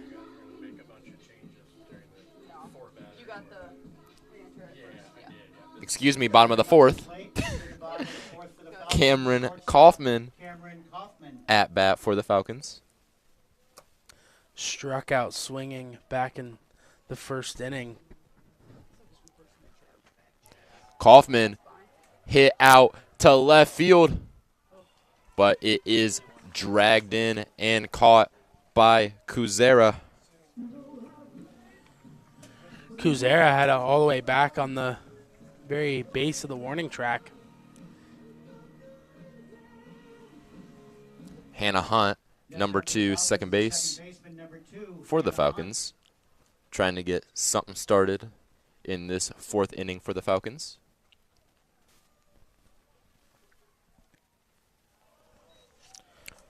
Bit of a wild pitch from Langen. Hits the back net. Kind of something that we've mentioned all day. The wind can help and the wind can hurt. Yeah. It giveth and it taketh. That was one that it definitely took away from. Just got in the air and kind of spun out. Count now 2-0 for Hunt.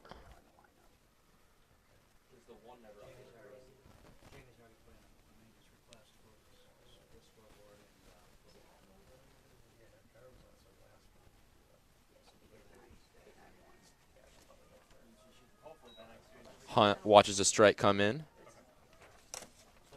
Count 2-1.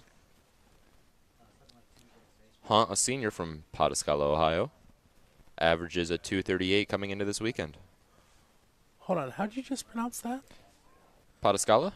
Pataskala. Pataskala. The more you know. That is about 15 minutes. Is it really? Yeah. Wow. Pataskala. I'll have to write that down in my notes. Regardless, 2-2 count. Fouls it.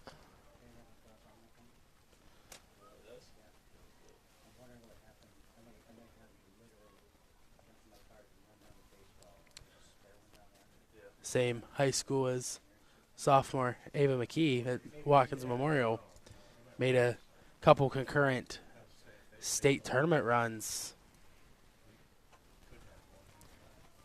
And a hit over to third base. And the out. Koenig throw over to Williams. Gets the out for the Chippewas.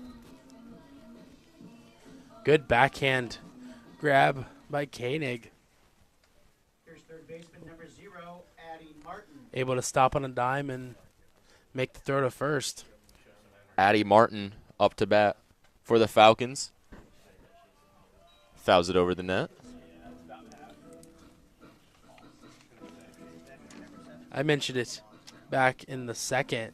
The fluorescent pink batting gloves. Yeah. Little swag there, I'd say. It's one of my favorite parts of this Falcon team specifically is that they all have, their own thing. Yeah. And it's very fun to be a little part of.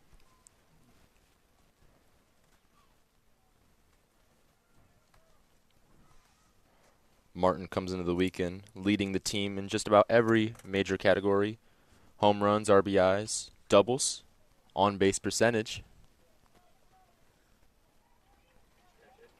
However, fouls over by third base and gets out.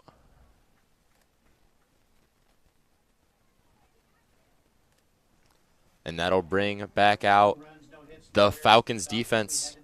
Chippewas still lead 8-0. You're listening to BGSU Softball on Falcon Radio.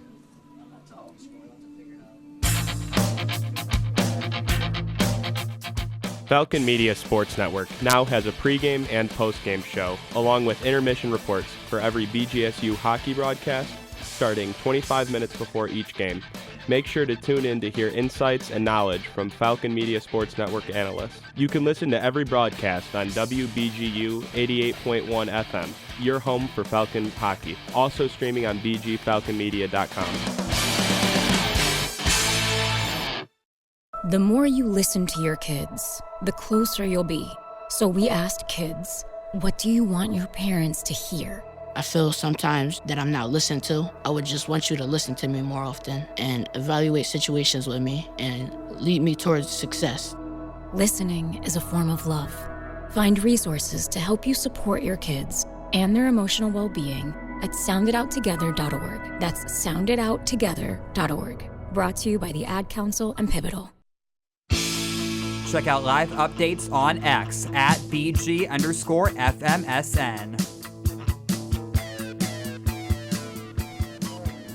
Welcome back to Missouri Field for some Sunday afternoon softball action, where the Chippewas lead the Bowling Green Falcons 8-0, top of the fifth.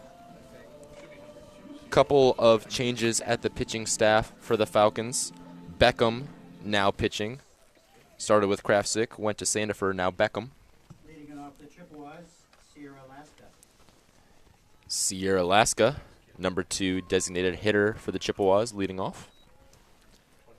First pitch for Beckham's a strike.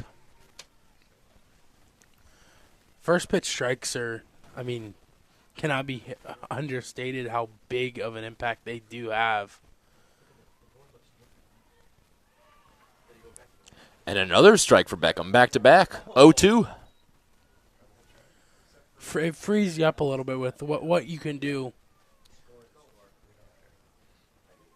It does, and especially in a game like this, you'll take anything you can get.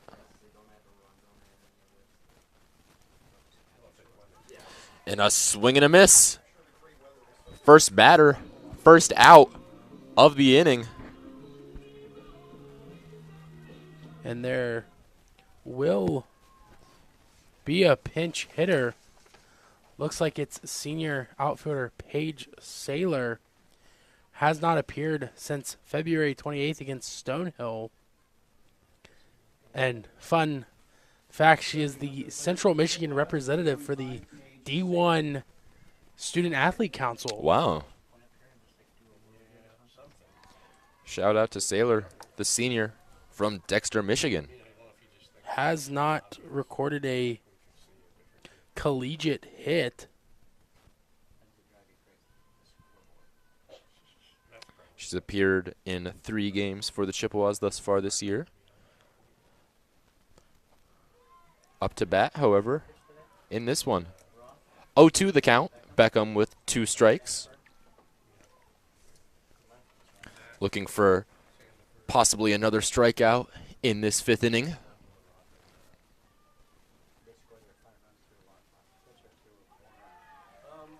And she gets it.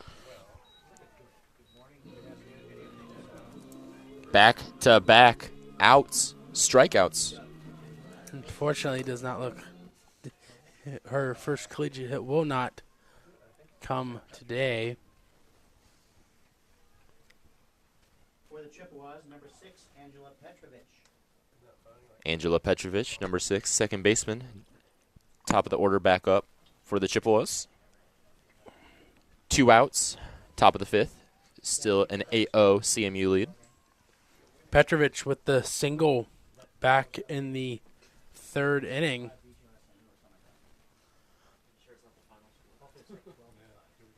Petrovich entering this weekend with a whopping .485 batting average.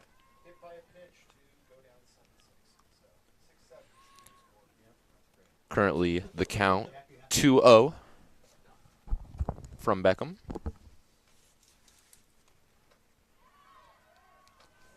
Petrovich, swing and a miss, 2-1. Very like I said earlier, the stereotypical slapper, and it seems to really work for a leadoff like Petrovic.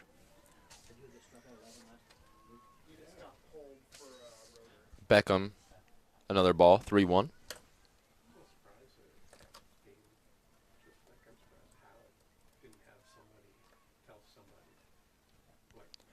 Petrovic with 33 hits entering this weekend. Fouls it over by third base. But who else? Addie Martin getting the out. 3 straight batters, 3 straight outs. It'll bring bottom of the 5th, where the Falcons trying to get back in this one, where the Chippewas lead 8-0. You're listening to BGSU Softball on Falcon Radio.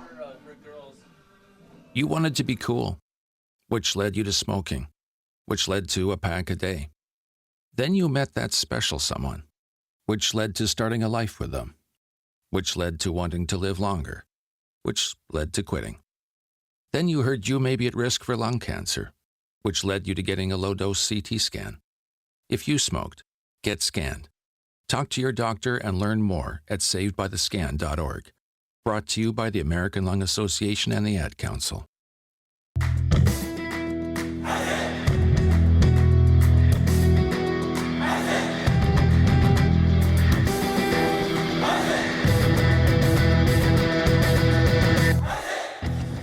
Did you know Falcon Media Sports Network has video highlights of BGSU athletic events? To see all the moments from your favorite BGSU teams and athletes, head over to the BG Falcon Media YouTube channel or view them on bgfalconmedia.com. Check out more coverage from the Falcon Media Sports Network online at bgfalconmedia.com.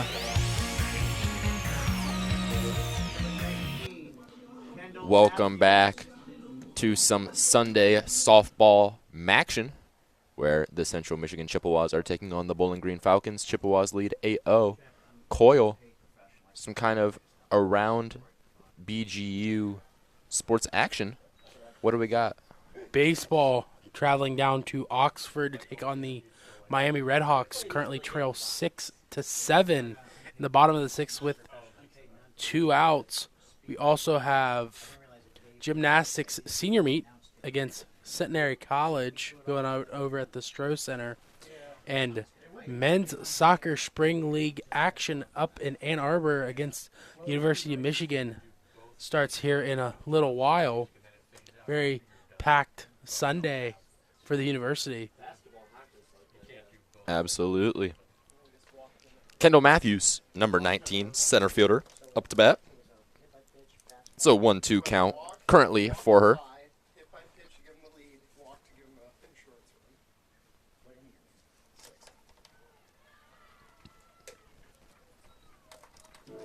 And Matthews gets out from Langen. And that'll bring up number 7, Peyton Steffes, the right fielder.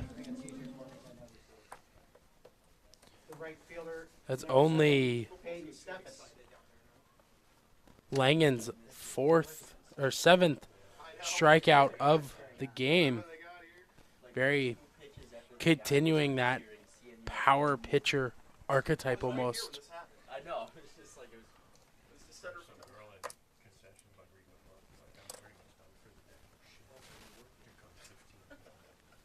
Yeah, Langen pitching in that 1-0 Falcon win yesterday.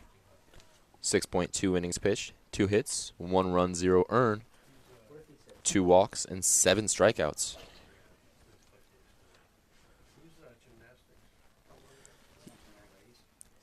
Two 2-0 count against Steffes. And she pops it out to right field, and it hits the fence and goes over. A homer for Steffes.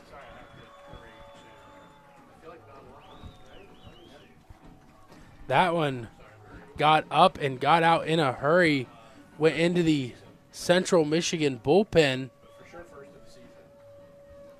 First home run of the season for the right First home run of the season for Steffes. and first run of the game for the Falcons. What a way to do it for Steffes. That is her third collegiate home run after having 2 last year. Not somebody that's going to blow you away with power, but definitely has some in the tank. Hannah Simcoe, number 1, the left fielder, now up to bat for the Falcons. First pitch, she fouls it over to first base. Falcons with a little revived energy after the Steffes home run, trying to get back in this game. Current score, 8-1, Chippewa's lead, bottom of the 5th. Second pitch is a strike. 0-2 count. One of my favorite things about softball and baseball, for that matter, you still have to get 21 and 27 outs. There's not a clock. There's always time to come back.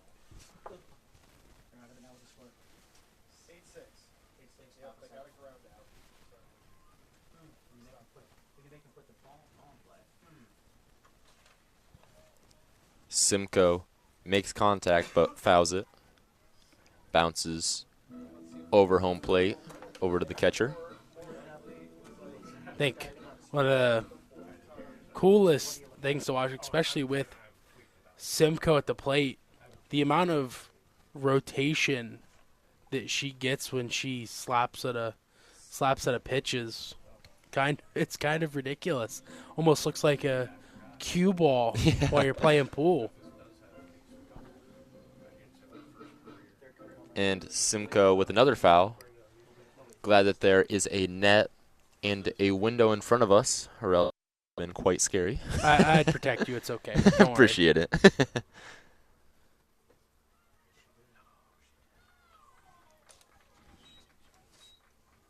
And they call Simcoe for the bunt. A little bit of a controversial call. But she gets out. 2 outs in the bottom of the 5th. And that'll bring up Katie Hutter. 8th strikeout for Langen to this point. Only giving up 4 hits. And then the run on Peyton Steffes' first home run of the season. First pitch ball on Hutter.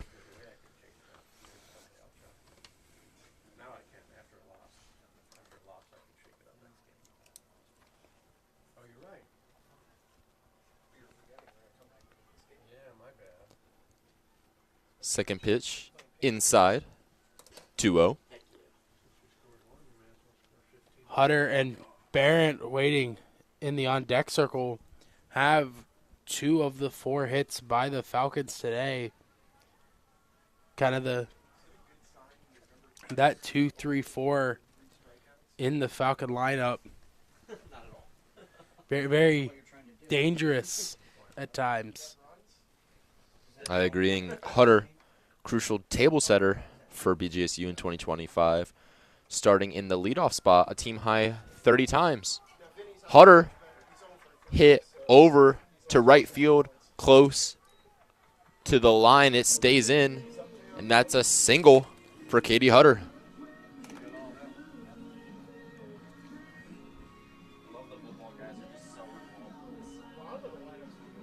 That'll now bring up Taylor Barrett with 2 outs and Hutter on first.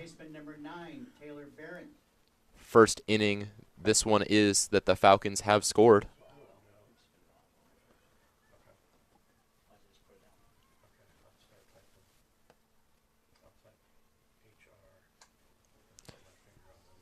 And a foul for Barrett on the first pitch. Goes over to Michelle Gardner.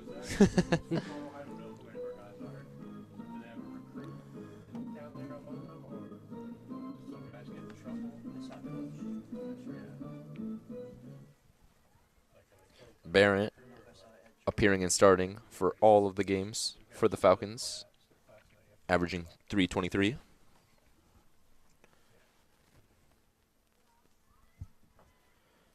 We've kind of seen an Iron Man approach to the lineup by Coach Carter this year. Not a whole lot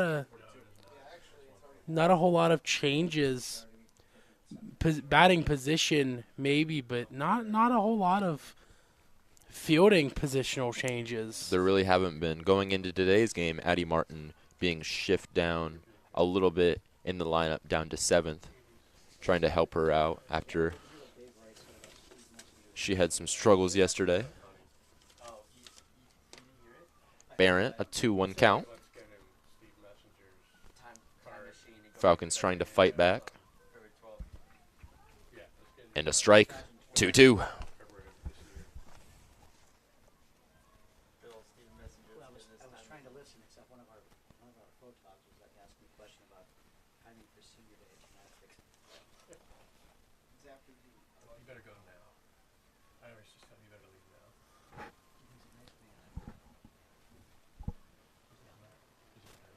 Barrett, last season, stealing bases perfectly in all 7 of her attempts.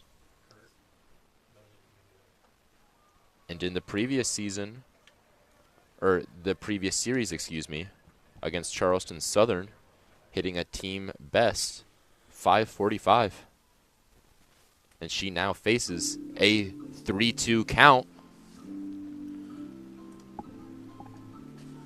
Coach Salmon coming out to, looks like, replace Langen's PitchCom or whatever system they use.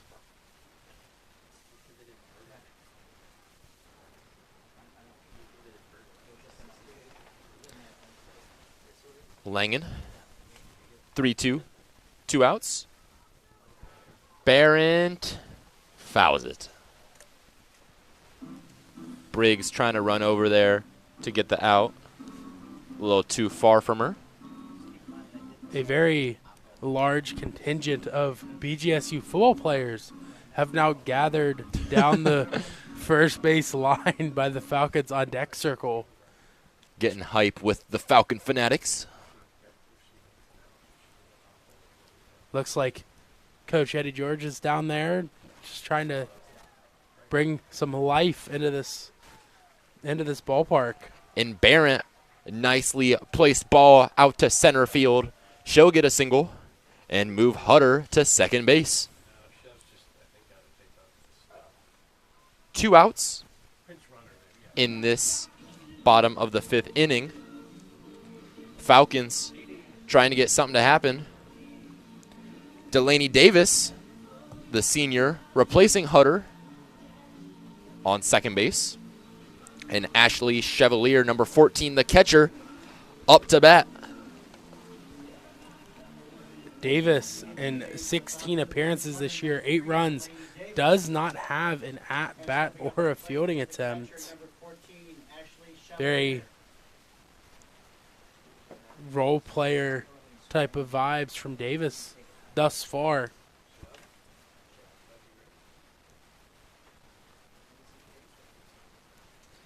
Yeah, during her freshman campaign in 2023, she led the Falcons with 7 stolen bases.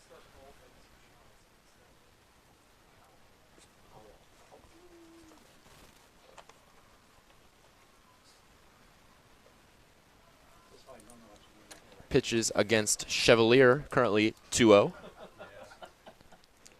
Wind picking up pretty dramatically. Looks like it's the strongest it's been all day. Now only if shifted, blowing in from left field. And a hit from Chevalier. Grounder. And a missed glove from Cairo. That'll get Delaney Davis in. 2 runs in this inning for the Falcons. 2 runs in the entire game for the Falcons. 8-2. A nice single from Chevalier and an RBI. Just nice piece of hitting by Chevalier, just straight up the middle, right over second base. Kind of station to station now if you're the Falcons, just trying to claw back with your remaining 7 outs. Almost feels like you're playing a MLB The Show mission or something like that. Now up for the Falcons, Cameron Kaufman, number 12, the shortstop. Falcons gaining momentum. 2 outs. 8-2, bottom of the 5th.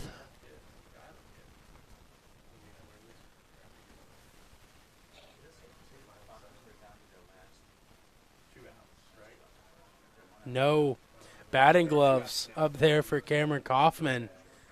Not something that you see all that often anymore.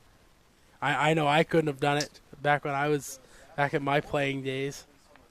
You look at someone like Addie Martin repping the pink gloves. Cam going no gloves.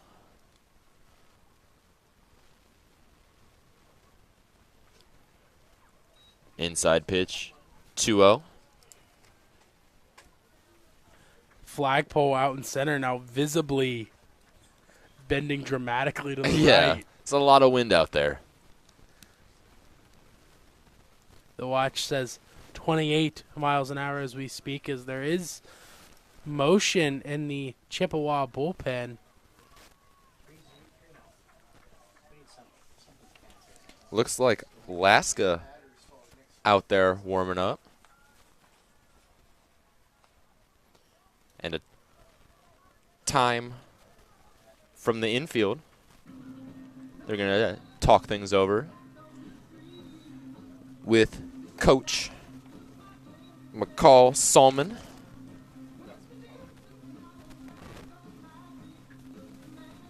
Salmon, in her 7th season with the Chippewas, career 360 wins, 235 losses, named head coach of CMU in June 2019, taking over for legendary coach Margot Jonker, who had previously led the program for 40 years. Also named MAC Coach of the Year in 2022, led the Chippewas to 5 MAC tournament appearances during her tenure so far. Big shoes to fill, but she's done it very well, I would say at least.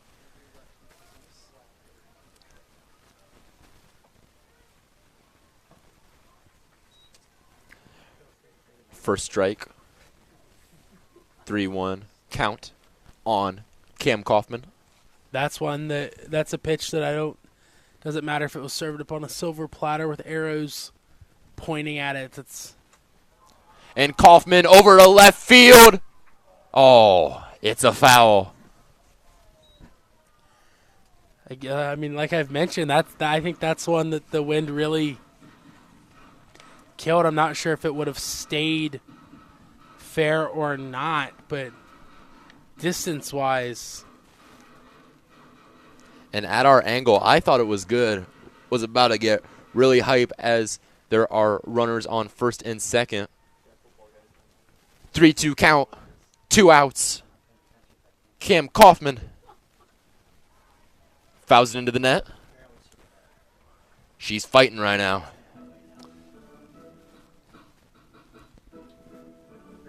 Football players and the Falcon fanatics getting into it.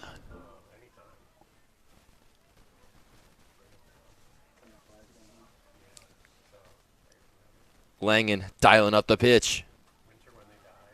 Oh, and it goes over to Petrovic at second, and she gets the catch and gets the out. It'll bring the Chippewa offense back out. We're going to take a step back before we go to the top of the 6th, where the Central Michigan Chippewas lead 8-2 over the Bowling Green Falcons. You're listening to BGSU Softball on Falcon Radio.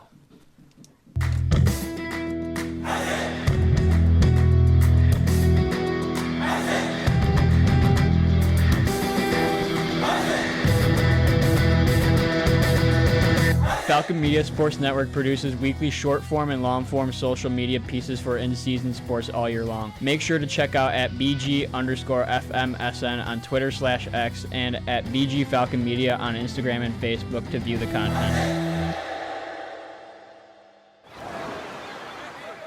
Hear that?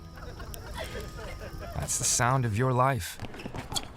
Perfectly imperfect. Beating in rhythm to the world you've created. But every time you drive after drinking, the music gets drowned out.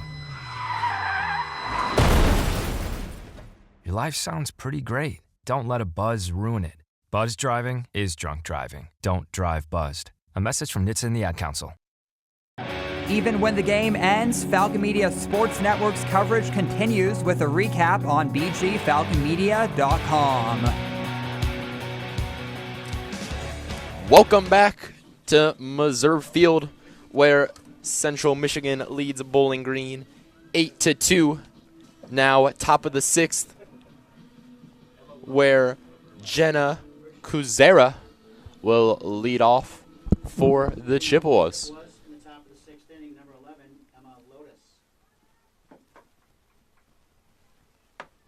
Excuse me, Emma Lotus leading off.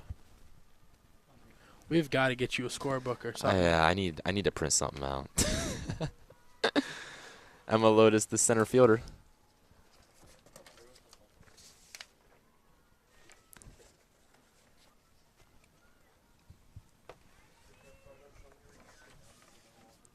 Oh, 1 count. Beckham, the pitcher.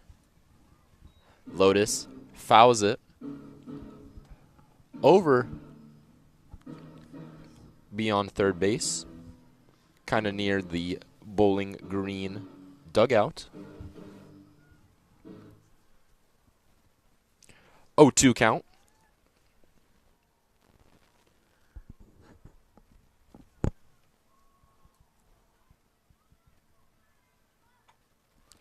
Lotus right to Addie Martin, who makes the play. Martin creeping in a little bit on the third base line. Gets the out. There was a play yesterday where it looked like Addie Martin was a solid 20 foot from home plate. Made a diving grab and an out. Yeah. But close, a little too close for comfort for me personally. Beckham, first pitch ball on Jenna Kuzera, number 17 left fielder.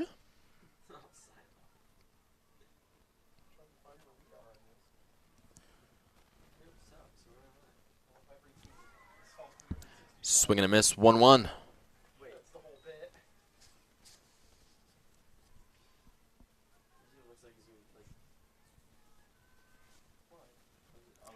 Kuzera, sophomore from New Boston, Michigan, appeared and started in every game for the Chippewas. Pop up, and Addie Martin with the catch.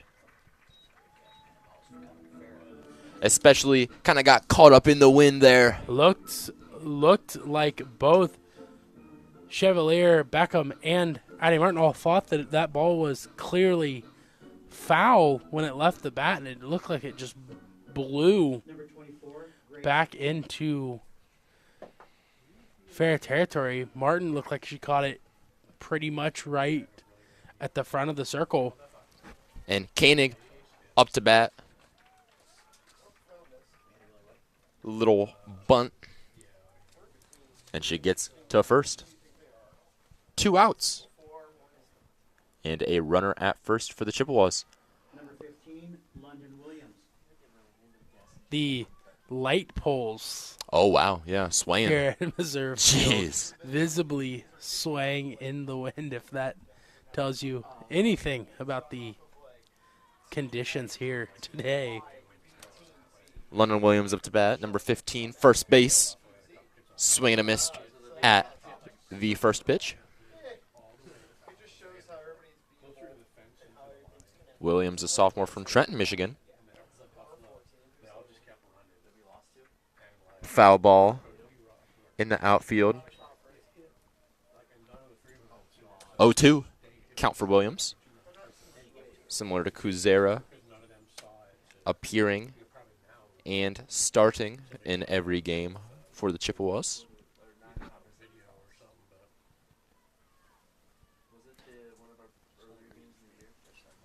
And Beckham trying to get another scoreless inning for the Chippewas.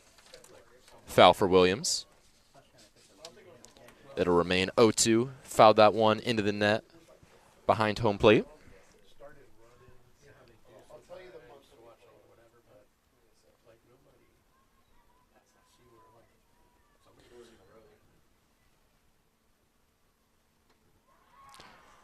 And a strikeout. Beckham. 3 outs. And that will bring up the bottom of the 6th for the Falcons, trying to fight back in this one where the Chippewas lead 8-2. You're listening to BGSU Softball on Falcon Radio.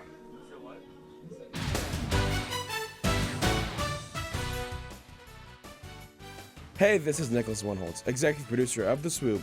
Make sure to tune into The Swoop, BG Falcon Media's live sports talk show, produced by BG24, every Thursday at 4:15 p.m., live streamed on the BG24 YouTube channel, and is always available afterwards at bgfalconmedia.com, your home for all BGSU athletics, news, and updates.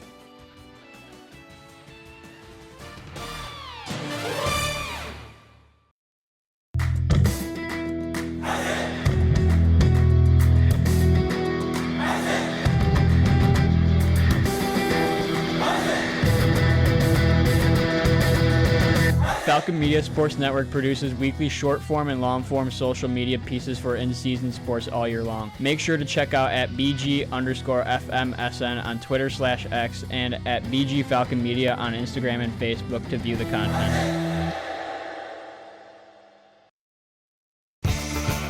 Check out more coverage from the Falcon Media Sports Network on X at BG_FMSN. Welcome back to some Sunday softball action at Missouri Field, where the Central Michigan Chippewas are up 8-2 against the Bowling Green Falcons. Hannah Hunt now up to bat, number 2 second baseman for the Falcons.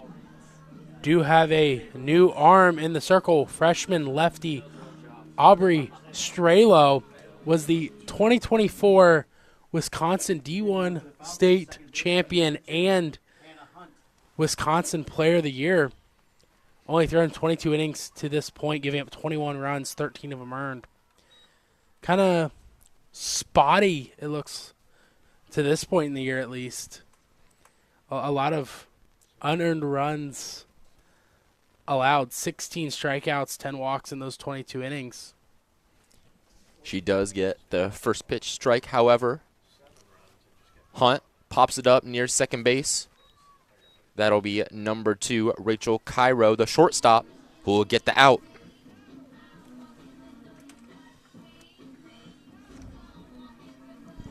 Falcons just trying to find what fight they have left in them.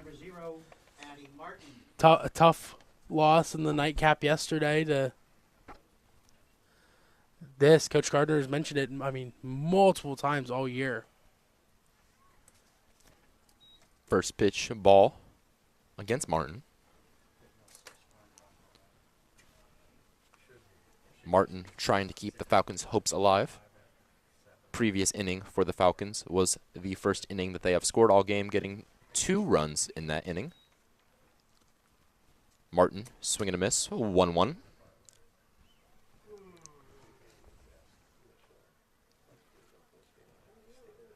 Addie Martin, the redshirt sophomore, entering this weekend, averaging .368.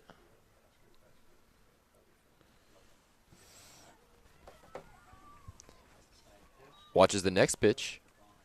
It's a strike, 1-2.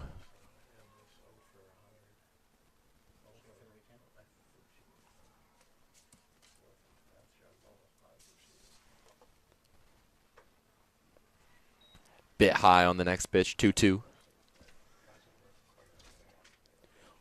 Was outside of the zone, but that looked like a wicked changeup from Strelo. Started middle in to the righty Martin, just ran all the way to the outside of the left-handed batter's box. Next pitch, a ball. 3-2 full count for Martin. Struggled thus far this weekend trying to get something going, keep the Falcons' hopes alive. Out to second, missed dive, and Addie Martin a single. Petrovic just not able to get there quick enough as the ball rolled out to Briggs. Out comes Coach Gardner making some sort of a change, as it looks like we will have a pinch hitter. In comes sophomore outfielder Hannah Mazzaro. Massaro entering this weekend with a .258 average. 8 hits, 8 strikeouts coming into this weekend.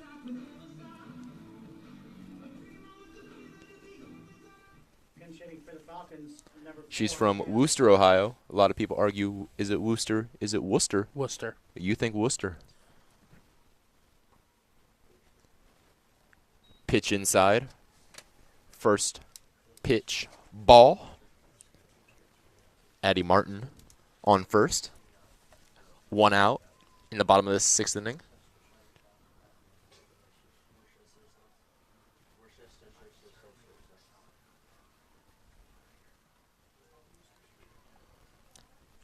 Next pitch, a strike, 1-1.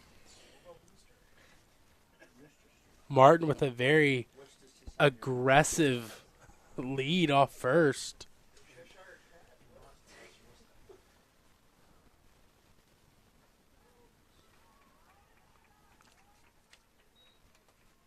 And the strike, 1-2.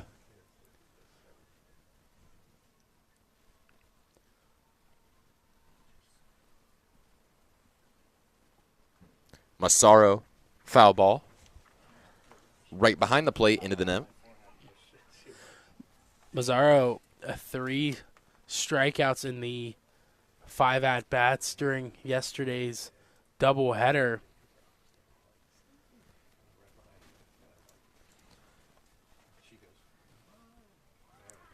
And Massaro swing and a miss. It'll be an out, second one of the inning. And that'll bring up Peyton Steffes, number 7, right fielder. Peyton Steffes.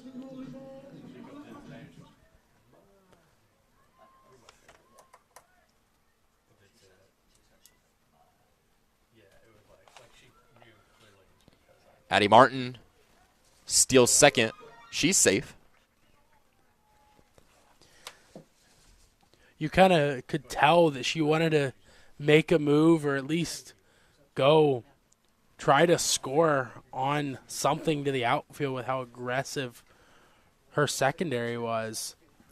Steffes with the home run in the 5th, trying to build on that a little bit. And another strike, 0-2.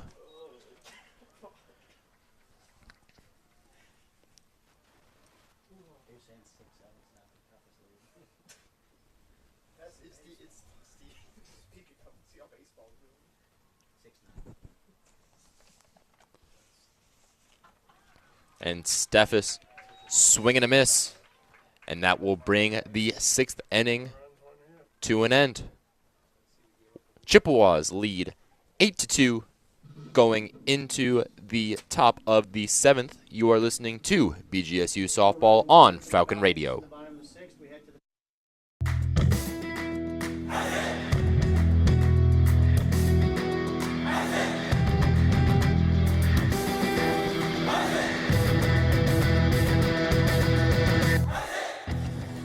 Ever wanted to hear what a BGSU coach or player says after a game? Head over to the BG Falcon Media YouTube channel to watch post-game press conferences for all BGSU home volleyball, soccer, football, hockey, and basketball games. And here's Heather with the weather. Well, it's beautiful out there, sunny and 75, almost a little chilly in the shade. Now, let's get a read on the inside of your car. It is hot. You've only been parked a short time and it's already 99 degrees in there. Let's not leave children in the back seat while running errands. It only takes a few minutes for their body temperatures to rise, and that could be fatal. Cars get hot, fast, and can be deadly. Never leave a child in a car. A message from NHTSA and the Ad Council. Check out more Falcon athletic coverage online at bgfalconmedia.com. Welcome back to Missouri Field. Top of the 7th inning, Central Michigan leads Bowling Green 8-2. Coyle, baseball going on right now. You got an update from Oxford? The Falcons trail 6-9 down in Oxford against the Miami Redhawks. Bottom 8 runners on the corners there for Miami. As we learned that Hannah Mazzaro will stay in the game at center field. First defensive switch up for the Falcons today.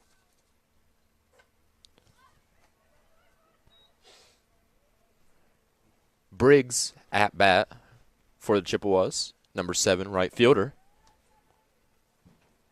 She's got a 1-1 count after popping up a foul ball over the net.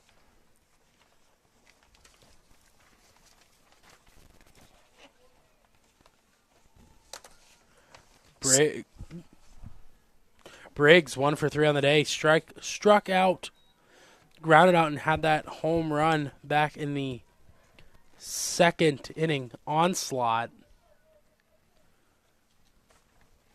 Still Beckham pitching for the Falcons. 1-2 count.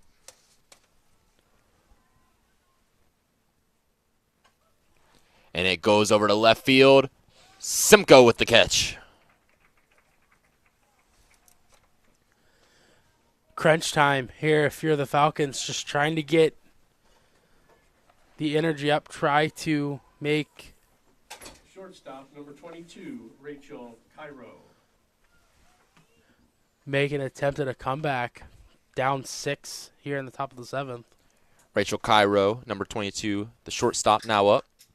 She hits another one over to Simcoe. Simcoe, same result. Another out. 2 batters, both hit over to left field. Simcoe, both catches.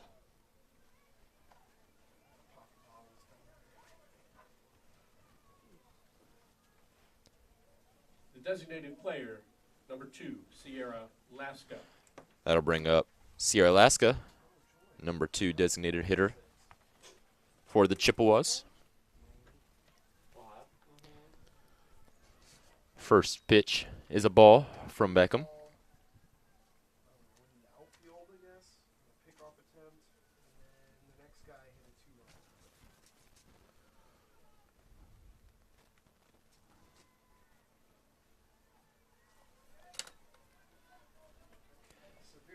Another ball, 2-0.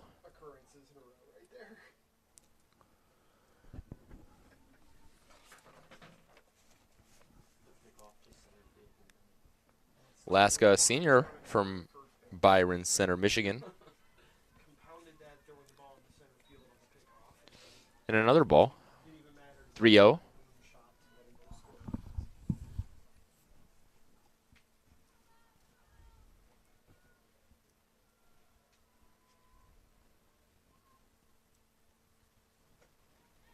And Beckham walks her. Laska now moving to first base. And up comes Alexa Carter, number 21, the catcher.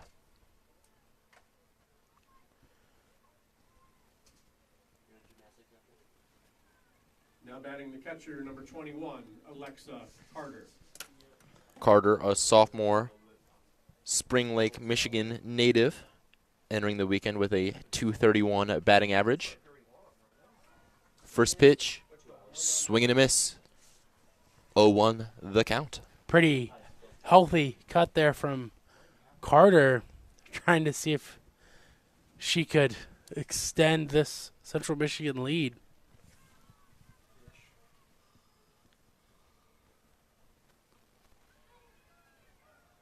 And another strike. 0-2. Trying to close this inning is Beckham.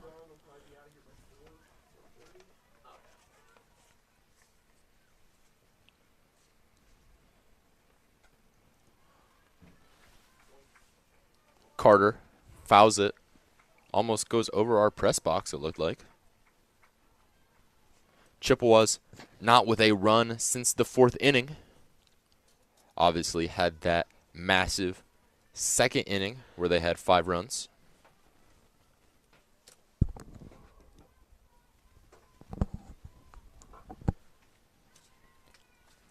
Beckham slightly outside. 1-2.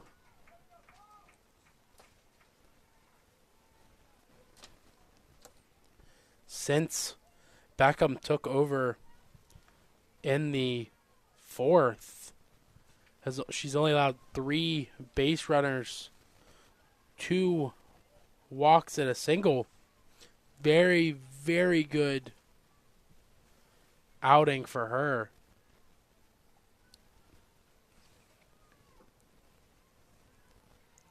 Beckham, 2-2 the count.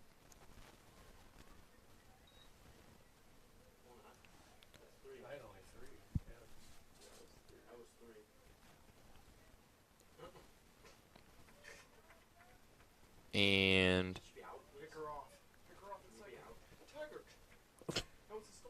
Carter mistakenly walks to first. Thought it was a 4th pitch ball. Alaska got a free steal, I guess, off of that play, moving to 2nd. Does not matter, though. Beckham strikes her out. A swing and a miss from Carter. That'll bring up the bottom of the 7th. Score 8-2, Chippewas lead. Bowling Green trying to make a comeback in this one. You're listening to BGSU Softball on Falcon Radio.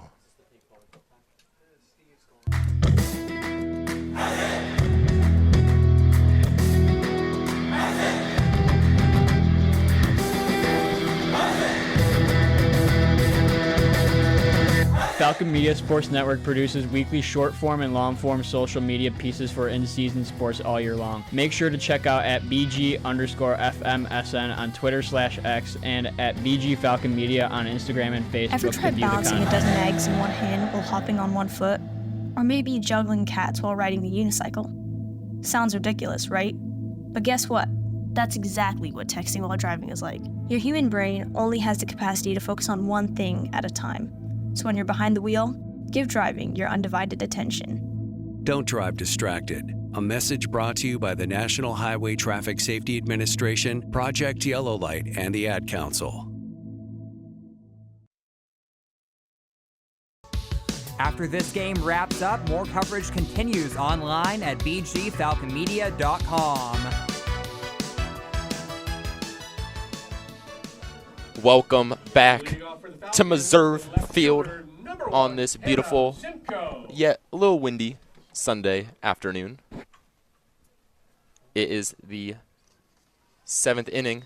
Falcons trying to make a comeback. Hannah Simcoe, first pitch hits, but an out at first base.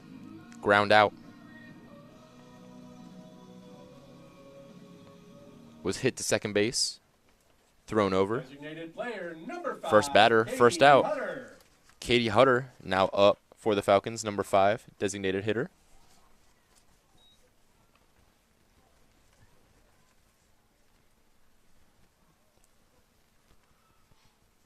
Falcons only run scored during that 5th inning, where they got both of theirs.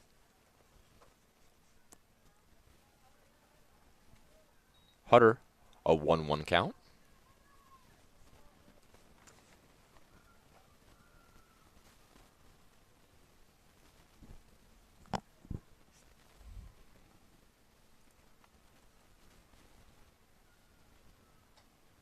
Hutter fouls it over the net, left side. 1-2 count. Hutter pretty dominant at the 2026 Make It Happen Games tournament in Florida led the team with a .438 batting average. However, a swing and a miss for Hutter. Second out of the inning for the Falcons. It'll bring up number 9, Taylor Barrett, the first baseman. The strikeout by Hutter marks the 11th of the game for the Falcons. Not totally what you want to see in the rubber match of the series.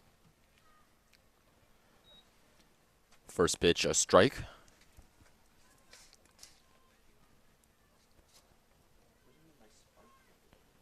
Barrett entering this weekend, .323 batting average.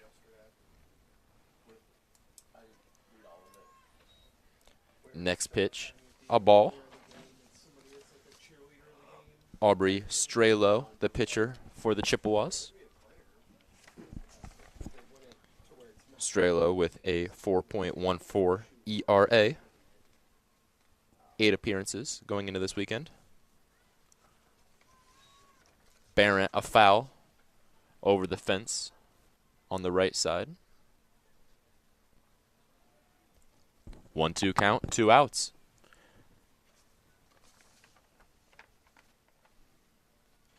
Strelo, the freshman, trying to put the game away. Throws a ball 2-2.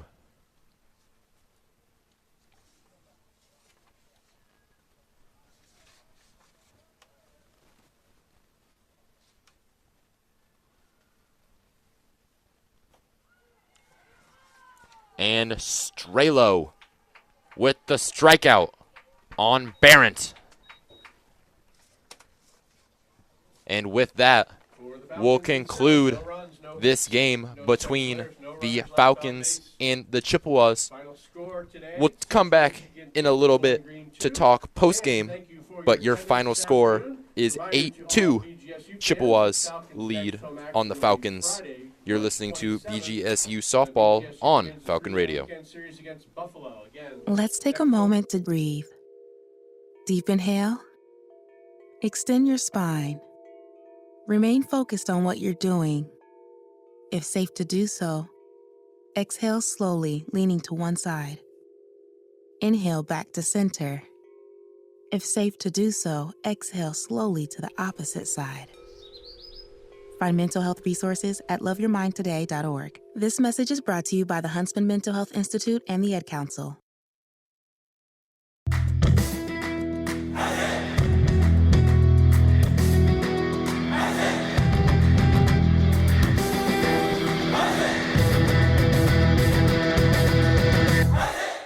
If you ever miss the Zig Zone on Sundays from 4 to 6 p.m. on WBGU 88.1 FM or just want to re-listen to the program, each show is posted in full on bgfalconmedia.com with timestamps so you can skip ahead to your favorite part.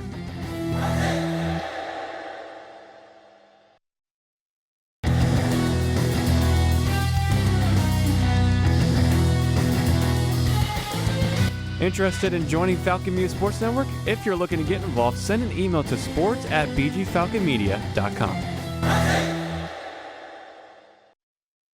Put your phone on D&D, that means do not disturb when you're driving. And when you're going from point A to B, I need you to stay safe, please, so always sing with me. So put your phone on D&D, that means do not disturb when you're driving. And when you're going from point A to B, I need you to stay safe, please, so always remember this beat. Don't drive distracted. A message brought to you by the National Highway Traffic Safety Administration, Project Yellow Light, and the Ad Council.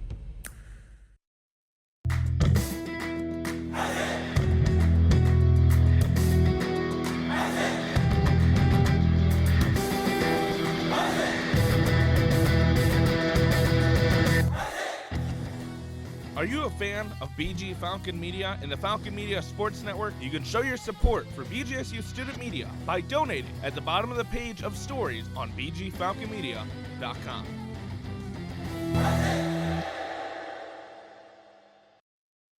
Check out bgfalconmedia.com for previews, recaps, photos, videos, and more of the Falcons. Welcome back to Missouri Field for your little post-game show where the Central Michigan Chippewas beat the Bowling Green Falcons 8-2. Coyle, in your opinion, what were kind of the biggest game-changing moments that you saw out there? I think starting off the second inning with the leadoff home run by Torrey Briggs, that's just it takes the wind out of your sails. You already are down 1-0 going into the second. Stranded a couple runners at the end of the first. Immediately give up a leadoff home run. It's an energy deflator. It's not a great feeling. It's really, really hard to come back from if you're a team. I agree, yeah. Biggest inning for the Chippewas, that second inning, was earning 5 runs there. Looking at these post-game stats, also mentioned the ERA. What do you kind of see there? It's Kravchuk, only 2 of her 3 runs were earned.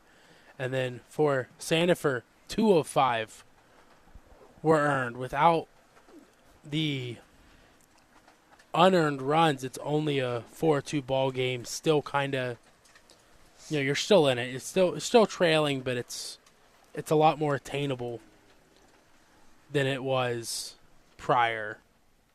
Absolutely, and kind of finishing up with reflections on this game, we'd be remiss if we didn't mention Morgan Beckham came in relief.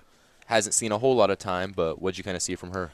Have to give her flowers for that one. I mean, 4 innings, 1 hit, 1 walk, 5 Ks. That's a really, really strong relief appearance for prior to this game, 8 innings pitched, 9 earned runs, 6 walks, 4 homers given up. That's a very big, course correction for her, very big confidence builder. Even though you didn't come out with the win today or the series win, it's still good to recognize what needs recognized. Have to build on it going into next week and the rest of conference play. It's a long season. You don't really realize the ebbs and flows of it all. Definitely, I agree completely. And looking back at this past weekend series, first game Bowling Green won 1-0, and then the next game of that doubleheader losing 4-7. Chippewas win that one, and then today on this Sunday afternoon, Chippewas win 8-2.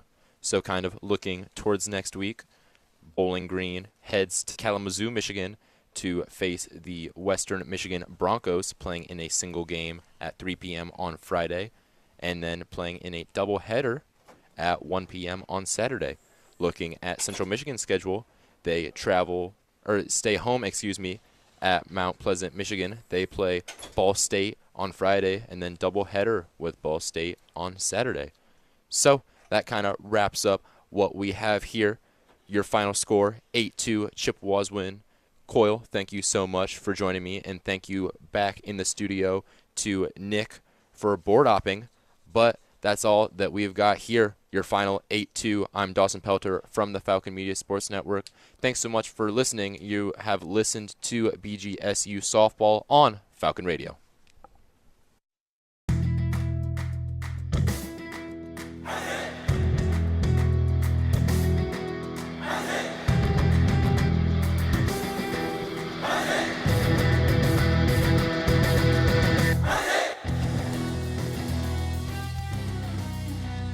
This broadcast has been a Falcon Media Sports Network production. For more BGSU sports news and updates, follow Falcon Media Sports Network on Twitter X at BG_FMSN, BG Falcon Media on Instagram, Facebook, and YouTube, and head over to BGFalconMedia.com.